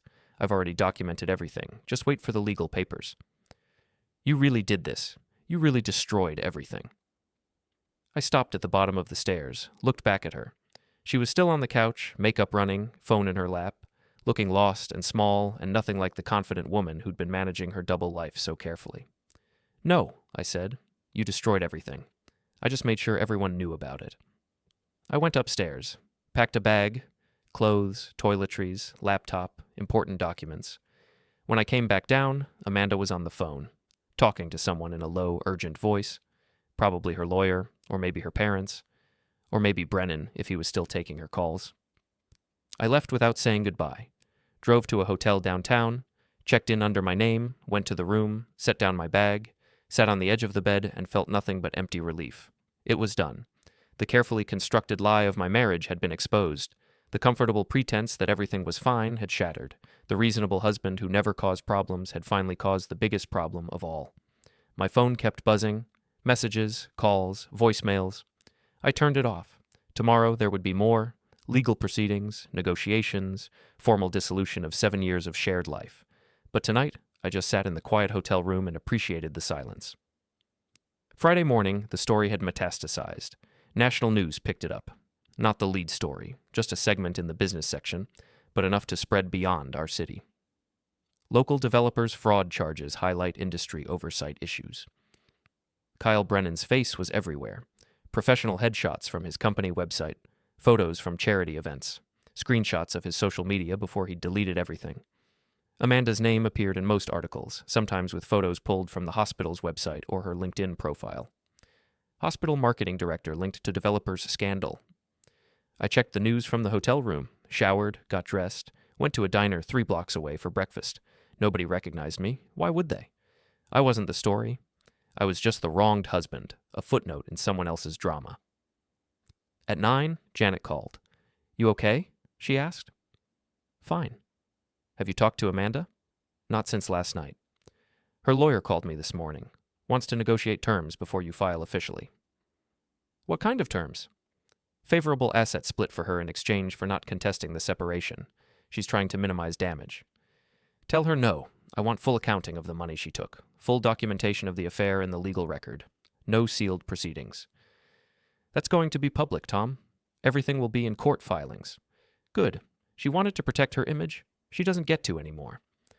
"All right, I'll draft the papers. We can file by Monday." "Do it." After breakfast, I drove to Dale's warehouse.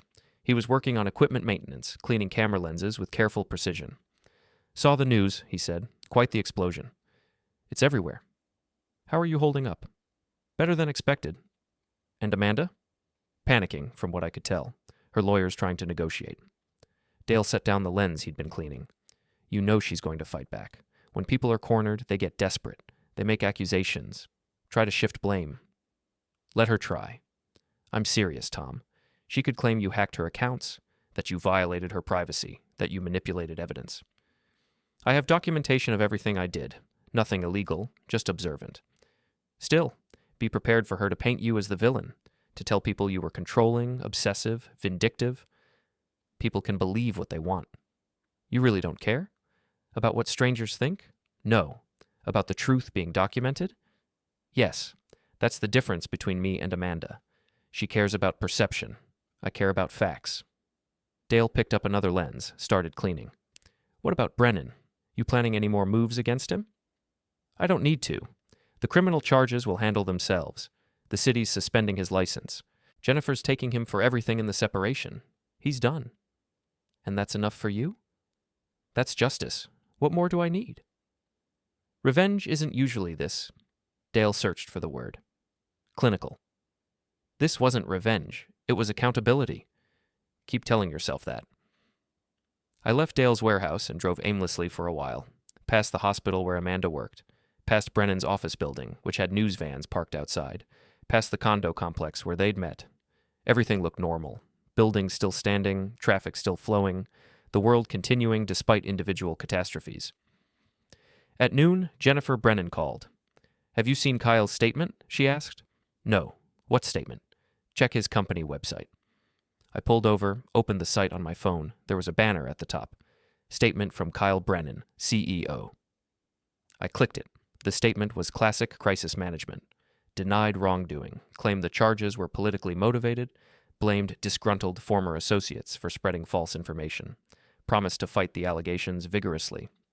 One paragraph stood out. "Regarding the personal matters that have been reported in the media, I deeply regret the pain my actions have caused my family.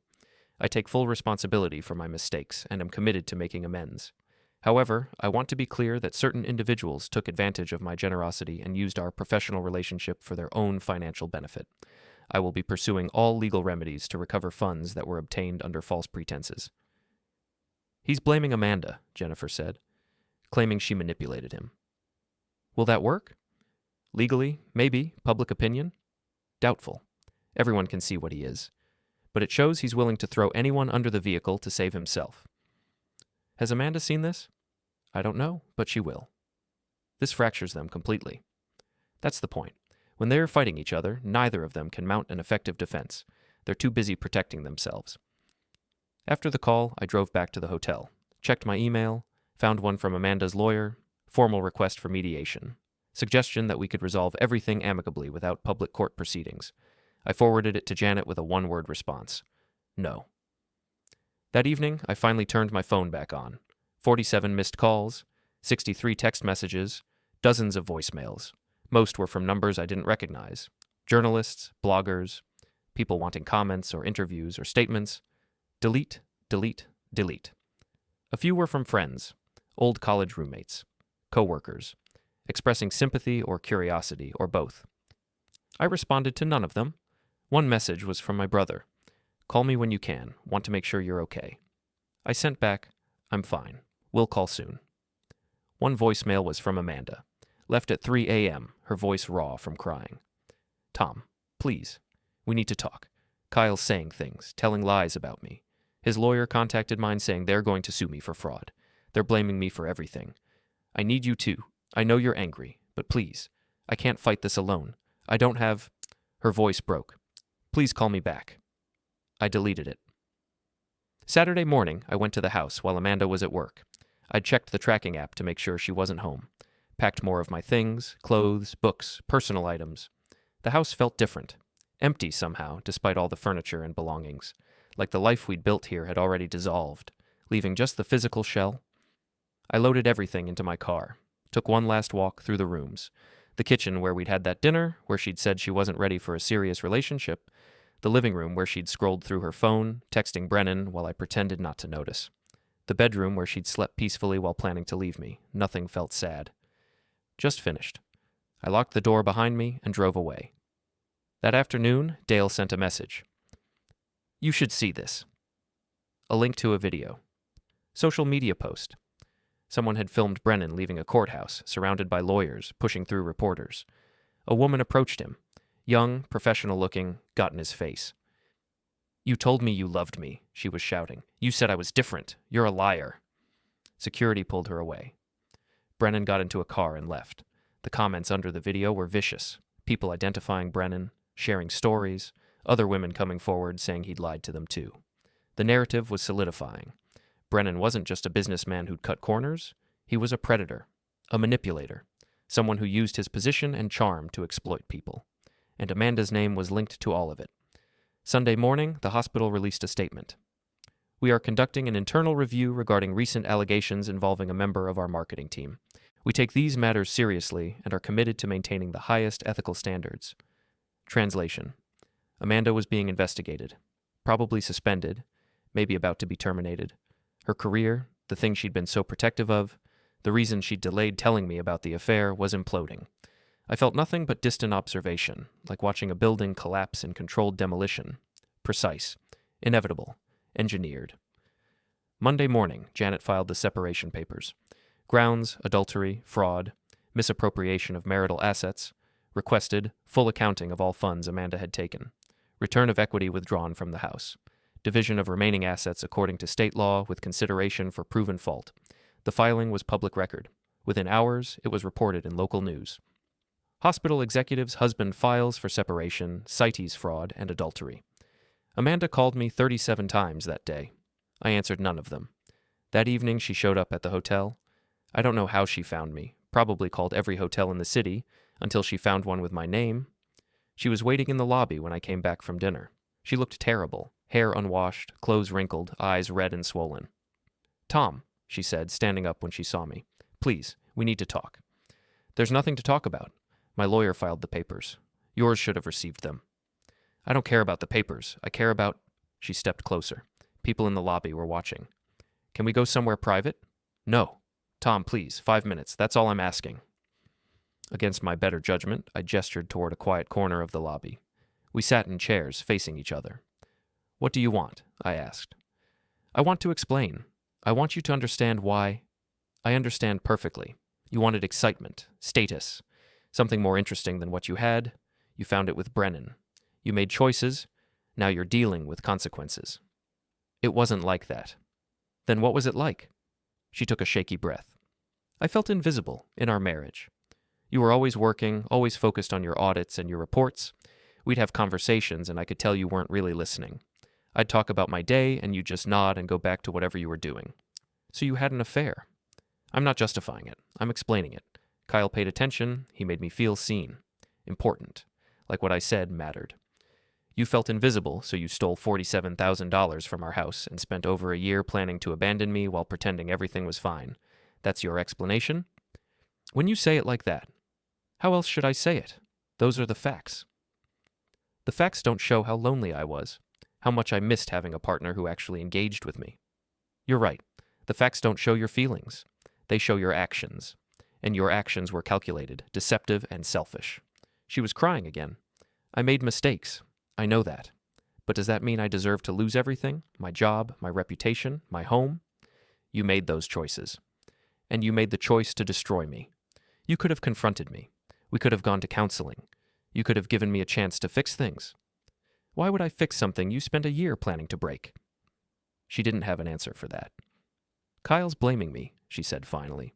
His lawyer sent mine a letter. They're saying I seduced him, that I manipulated him for money, that I'm the reason he's in trouble. Are they wrong? Of course they're wrong. He pursued me. He lied about his marriage. He told me Jennifer didn't care, that they had an arrangement. And you believed him because you wanted to. I believed him because... She stopped. It doesn't matter now, does it? Nobody's going to believe me. You made sure of that. I didn't make you have an affair. I didn't make you steal money. I didn't make you document everything in your cloud storage. You did all of that yourself. Because I was protecting myself from him. I knew what he was. I knew he'd probably leave me eventually, so I kept records, insurance. And now that insurance is evidence against you. Because you gave it to them. You violated my privacy. You hacked my accounts. I used your phone with biometric access. While you were sleeping in my bed, after lying to me for over a year. Legal gray area at worst. Gray area. She laughed bitterly. You're hiding behind technicalities while destroying my life. I'm not hiding behind anything. I'm being direct about what you did and ensuring there are consequences. Consequences. She stood up. You want to know what the consequences are? I'm probably going to lose my job. The job I worked years to get. The promotion I earned. Gone. Because of you. Because of your choices. My mother won't talk to me. My friends are avoiding me. Everyone thinks I'm some kind of... She couldn't say the word. And meanwhile, you're fine. You're the victim. The reasonable husband who was betrayed. Nobody's questioning you. Why would they? I didn't do anything wrong. You orchestrated all of this. The investigations, the articles, the timing, everything. I provided truthful information to appropriate authorities. That's not wrong. That's accountability. That's revenge. Call it whatever you want. She stared at me for a long moment. I don't even know who you are. You never did. You just thought you did. That was your mistake. She walked away without another word. I watched her leave the lobby, watched her get into her car in the parking lot, watched her sit there for several minutes, head against the steering wheel before finally driving away. Then I went upstairs to my room, ordered room service, watched the news, saw another story about Brennan, about the criminal charges, about his company collapsing, Saw a brief mention of Amanda, about the hospital's investigation, about her uncertain future, saw everything I'd carefully constructed over 2 months playing out exactly as planned, and felt nothing but quiet satisfaction that reasonable men, when they finally stop being reasonable, are far more dangerous than anyone expects. 3 weeks later, the pieces had settled into new positions. Kyle Brennan was facing criminal charges, environmental violations, fraud, embezzlement. His lawyer was negotiating a plea deal, but prosecutors were pushing for prison time. 18 months to 3 years, the articles said. His business license had been suspended indefinitely. Brennan Properties was effectively finished. Creditors were circling. Clients were suing. The empire he'd built was being dismantled piece by piece. Jennifer's separation was moving forward. Her forensic accountants had found even more irregularities. Hidden accounts, unreported income, assets moved to offshore entities. She was going to end up with most of everything, and Kyle's lawyer knew it. Amanda had been terminated from the hospital. Position eliminated due to restructuring, the official statement said, but everyone knew why. She'd tried to find another job, marketing positions, communications roles, project management. Every interview went well until they searched her name online. Then the calls stopped coming.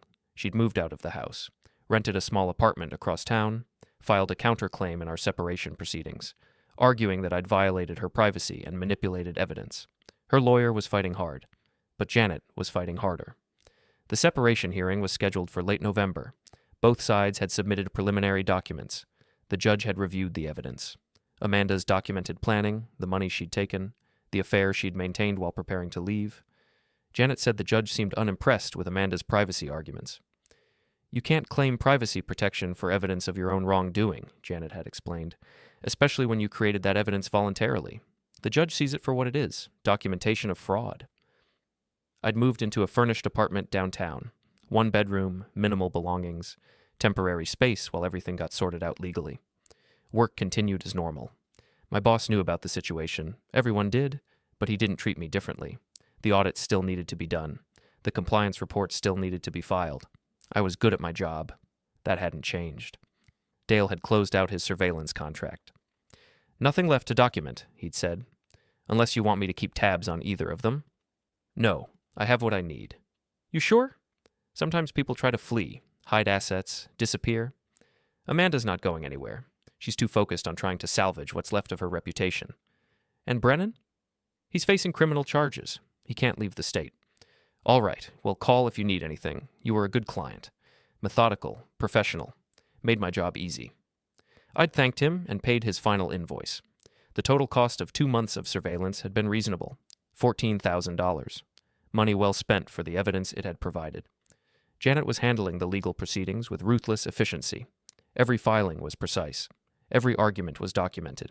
Every claim was backed by evidence. This is the cleanest case I've ever worked, she'd said during one of our meetings. Usually there's ambiguity.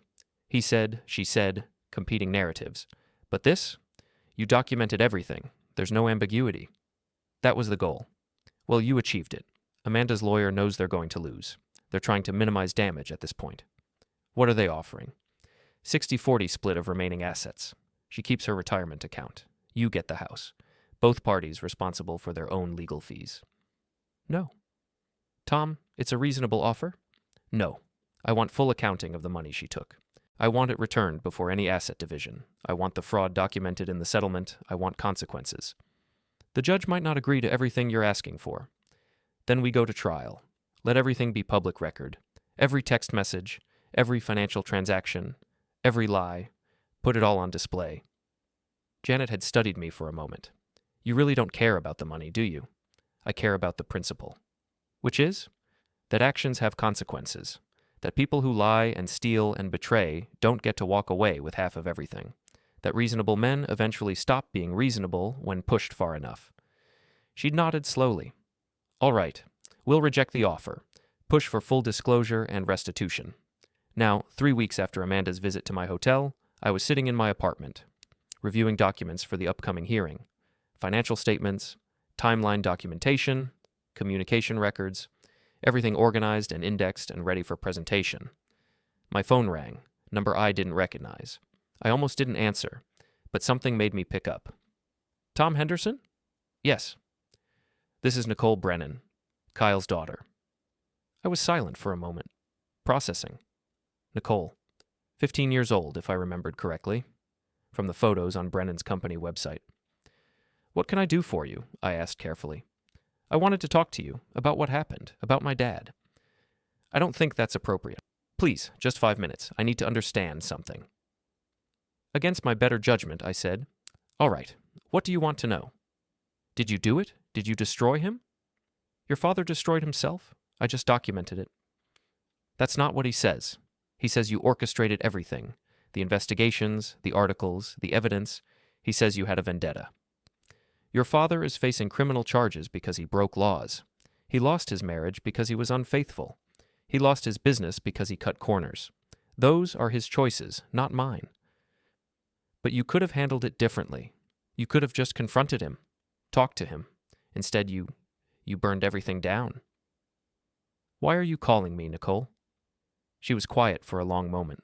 Then, because I need to know if you feel bad about it, about what you did, about how my dad's in trouble and my mom's a wreck and our family is destroyed. I need to know if you feel anything. I feel that justice was served, that people who hurt others should face consequences. That's it? That's all? What else should I feel? Guilt? Regret? Something human. Your father didn't feel guilty when he was lying to your mother, or to my wife, or to Patricia Vance or any of the other women he manipulated. Why should I feel guilty for exposing the truth? Because you didn't just expose the truth, you made sure it destroyed him. There's a difference. She had a point, but I wasn't going to concede it to a 15-year-old trying to defend her father. I'm sorry you're going through this, I said. I'm sorry your family is hurting, but your father made choices. Those choices had consequences. That's not my fault. You're just like him, she said quietly. Cold, calculating, willing to hurt people to get what you want. No, I'm nothing like him. Your father hurt people for his own benefit. I exposed someone who was hurting people. There's a difference. She hung up. I sat there with the phone in my hand, thinking about what she'd said. Was I cold? Calculating? Yes. I'd approached this methodically, precisely, without emotion clouding my judgment. But willing to hurt people to get what I wanted? No. I'd been willing to hurt people who'd hurt me first. That was different, wasn't it? The next morning, I had a meeting with Janet to prepare for the hearing. We went through every document, every piece of evidence, every argument we'd make. Amanda's lawyer is going to paint you as vindictive, Janet said. Obsessive. They'll argue that you violated her privacy, that you manipulated the situation to cause maximum damage. And we'll counter with documentation showing she was the one who created the evidence, who planned the betrayal, who stole the money. Right, but be prepared for them to make you look bad. That's their only play. Let them try. The hearing was set for December 3rd. 2 weeks away. I spent those 2 weeks working, eating, sleeping, maintaining routine. Didn't think about Amanda unless I had to. Didn't check her social media. Didn't track her location anymore. Whatever she was doing, wherever she was, it didn't matter. December 3rd arrived cold and gray. I dressed carefully. Conservative suit, neutral tie, professional appearance. Met Janet at the courthouse at 8:30. Amanda was already there with her lawyer. She looked different, thinner, older, like the last 3 months had aged her years. We didn't speak, just sat on opposite sides of the hallway waiting for our case to be called. At 9:15, we were called into the courtroom. The judge was a woman in her 60s, stern expression, no-nonsense demeanor. Amanda's lawyer went first, argued that I'd violated her privacy, that I'd orchestrated a campaign of harassment, that the separation should be equitable despite any alleged wrongdoing because I'd acted inappropriately in gathering evidence. Janet countered with documentation, showed how Amanda had created her own evidence, how she'd planned the betrayal systematically, how she'd taken marital funds for her own benefit. The judge listened to both sides, asked pointed questions, reviewed documents on her computer screen. Then she addressed Amanda directly. Ms. Henderson, did you engage in an extramarital affair with Kyle Brennan? Yes, Your Honor, but did you use funds from your marital home equity to help pay for a property where you conducted this affair? It's more complicated than... Did you or did you not use those funds for that purpose? Amanda looked at her lawyer. He nodded reluctantly. Yes, she said quietly. I did. And did you maintain documentation of this affair, including financial records and communications, in a personal cloud storage account? For my own protection? Yes or no, Ms. Henderson? Yes. The judge made notes on her computer. then addressed both lawyers. I'm going to take this under advisement. I'll issue a ruling within 2 weeks. But I'll tell you both now, I'm not impressed with the privacy arguments. When someone creates evidence of their own wrongdoing and stores it digitally, they assume certain risks. Mr. Henderson, using his wife's phone while they were still married and cohabitating, does not rise to the level of illegal invasion of privacy. Amanda's lawyer started to object. The judge held up a hand. You can file an appeal if you disagree with my ruling, but that's my preliminary assessment. We're adjourned. The gavel came down. We filed out of the courtroom. Amanda was crying. Her lawyer was talking to her in low tones, probably explaining that they'd lost. Janet looked satisfied. That went well. The judge basically told us she's ruling in our favor. When will we know for sure? 2 weeks, but based on what she said, you're getting the house. Amanda's going to have to pay back the money she took. The settlement will include fault findings. Good. That's all you have to say? Good? What else is there? Janet looked at me the way Dale had, the way Nicole Brennan had, like I was something she couldn't quite understand. Most people would be happy, relieved, something. I am relieved. This is almost over. Almost? The judge still has to issue the ruling. Amanda could appeal. There are still administrative details. You're very literal. I work in compliance. Literal is my default. She shook her head, but didn't push it. 2 weeks later, the ruling came. The judge had sided with me on every significant point. The house was mine. Amanda had to return the $47,000 she'd taken from the equity, plus interest. The retirement accounts were split according to state law, but with adjustments for her documented fault. Most importantly, the ruling included detailed findings of fact. Amanda's affair, her financial misappropriation, her systematic planning, everything documented in official court records. Amanda had 30 days to appeal. Her lawyer recommended against it. The ruling was solid. An appeal would just cost more money she didn't have. She accepted the terms. The following week, I met Amanda at the house for the final asset division. She was there to collect her remaining belongings. I was there to ensure she took only what was agreed upon in the settlement. We'd hired a mediator to supervise, a neutral third party who'd document what was taken. Amanda moved through the rooms mechanically, packing boxes, wrapping dishes, taking photos off walls. I stayed in the kitchen, reviewing the inventory list with the mediator. At one point, Amanda came downstairs with a box, set it on the floor, looked at me. "Can I ask you something?" she said. "What?" "When did you stop loving me?" I thought about it. Probably around the time I found out you'd been lying for over a year. Not before? Even a little? Why does it matter? Because I need to know if what we had was ever real, or if you were always this... She gestured vaguely. Cold.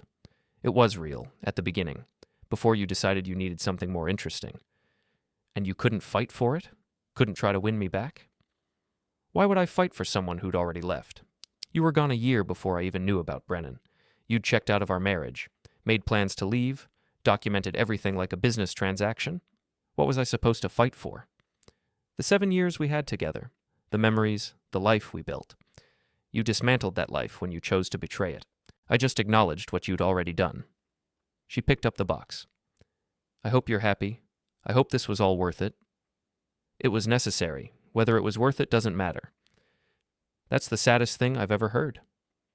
Sadder than spending a year planning to abandon your husband while pretending everything was fine? She didn't answer, just carried the box out to her car. The process took 4 hours. Box after box, item after item. Piece by piece, our shared life was divided and removed. When it was done, when Amanda had taken everything she was entitled to, she stood in the empty living room one last time. Goodbye, Tom. Goodbye. She left. The mediator finished the documentation, had me sign confirming Amanda had taken only what was agreed upon. Then he left too. I stood in the house alone. It was quieter than I expected. Emptier. With half the furniture gone, with all of Amanda's belongings removed, it felt less like a home and more like a space I happened to occupy. I walked through the rooms, the kitchen where she'd told me she wasn't ready for a serious relationship, the living room where she'd texted Brennan while I pretended not to notice, the bedroom where she'd slept peacefully while planning to destroy everything we'd built. None of it felt significant anymore, just rooms, just space. My phone buzzed. Text from Janet. Paperwork is filed. Official decree will be issued in 6 weeks. You're done. I texted back. Thank you. You okay? Yes. If you need anything... I'm fine. Really. Thank you for everything. I put the phone away, stood in the empty house, and felt absolutely nothing. No regret, no satisfaction, no relief, no sadness, just nothing. Amanda had spent a year planning her exit, creating her new life, preparing for the moment when she'd finally be free of the boring husband who didn't appreciate her, and I'd spent 2 months ensuring that when she tried to leave, she'd lose everything she thought she was protecting. She'd wanted to be seen, to matter, to be the star of her own story. Instead, she'd become a cautionary tale, a name attached to scandal, a person everyone knew as the woman who'd destroyed her career and marriage for an affair with a criminal. And Kyle Brennan, the man she'd thought would give her the exciting life she deserved, was sitting in a jail cell waiting for sentencing. His business dissolved, his reputation destroyed, his family fractured. Everything they'd built together, their affair, their plans, their shared delusion that they were special, had collapsed under the weight of their own arrogance, all because they'd underestimated the boring husband, the reasonable man, the one they thought was too safe, too predictable, too complacent to fight back. I turned off the lights, locked the door, drove back to my apartment. Tomorrow, I'd return to work, file compliance reports, audit financial statements, look for inconsistencies and patterns and hidden problems. Because that's what I did. That's what I'd always done. I just usually got paid for it. But sometimes, when necessary, when pushed far enough, reasonable men stopped being reasonable. And everyone learned the same lesson Amanda and Brennan had learned. The quiet ones are always watching. The methodical ones are always documenting, and when they finally act, they do it precisely, completely, without mercy.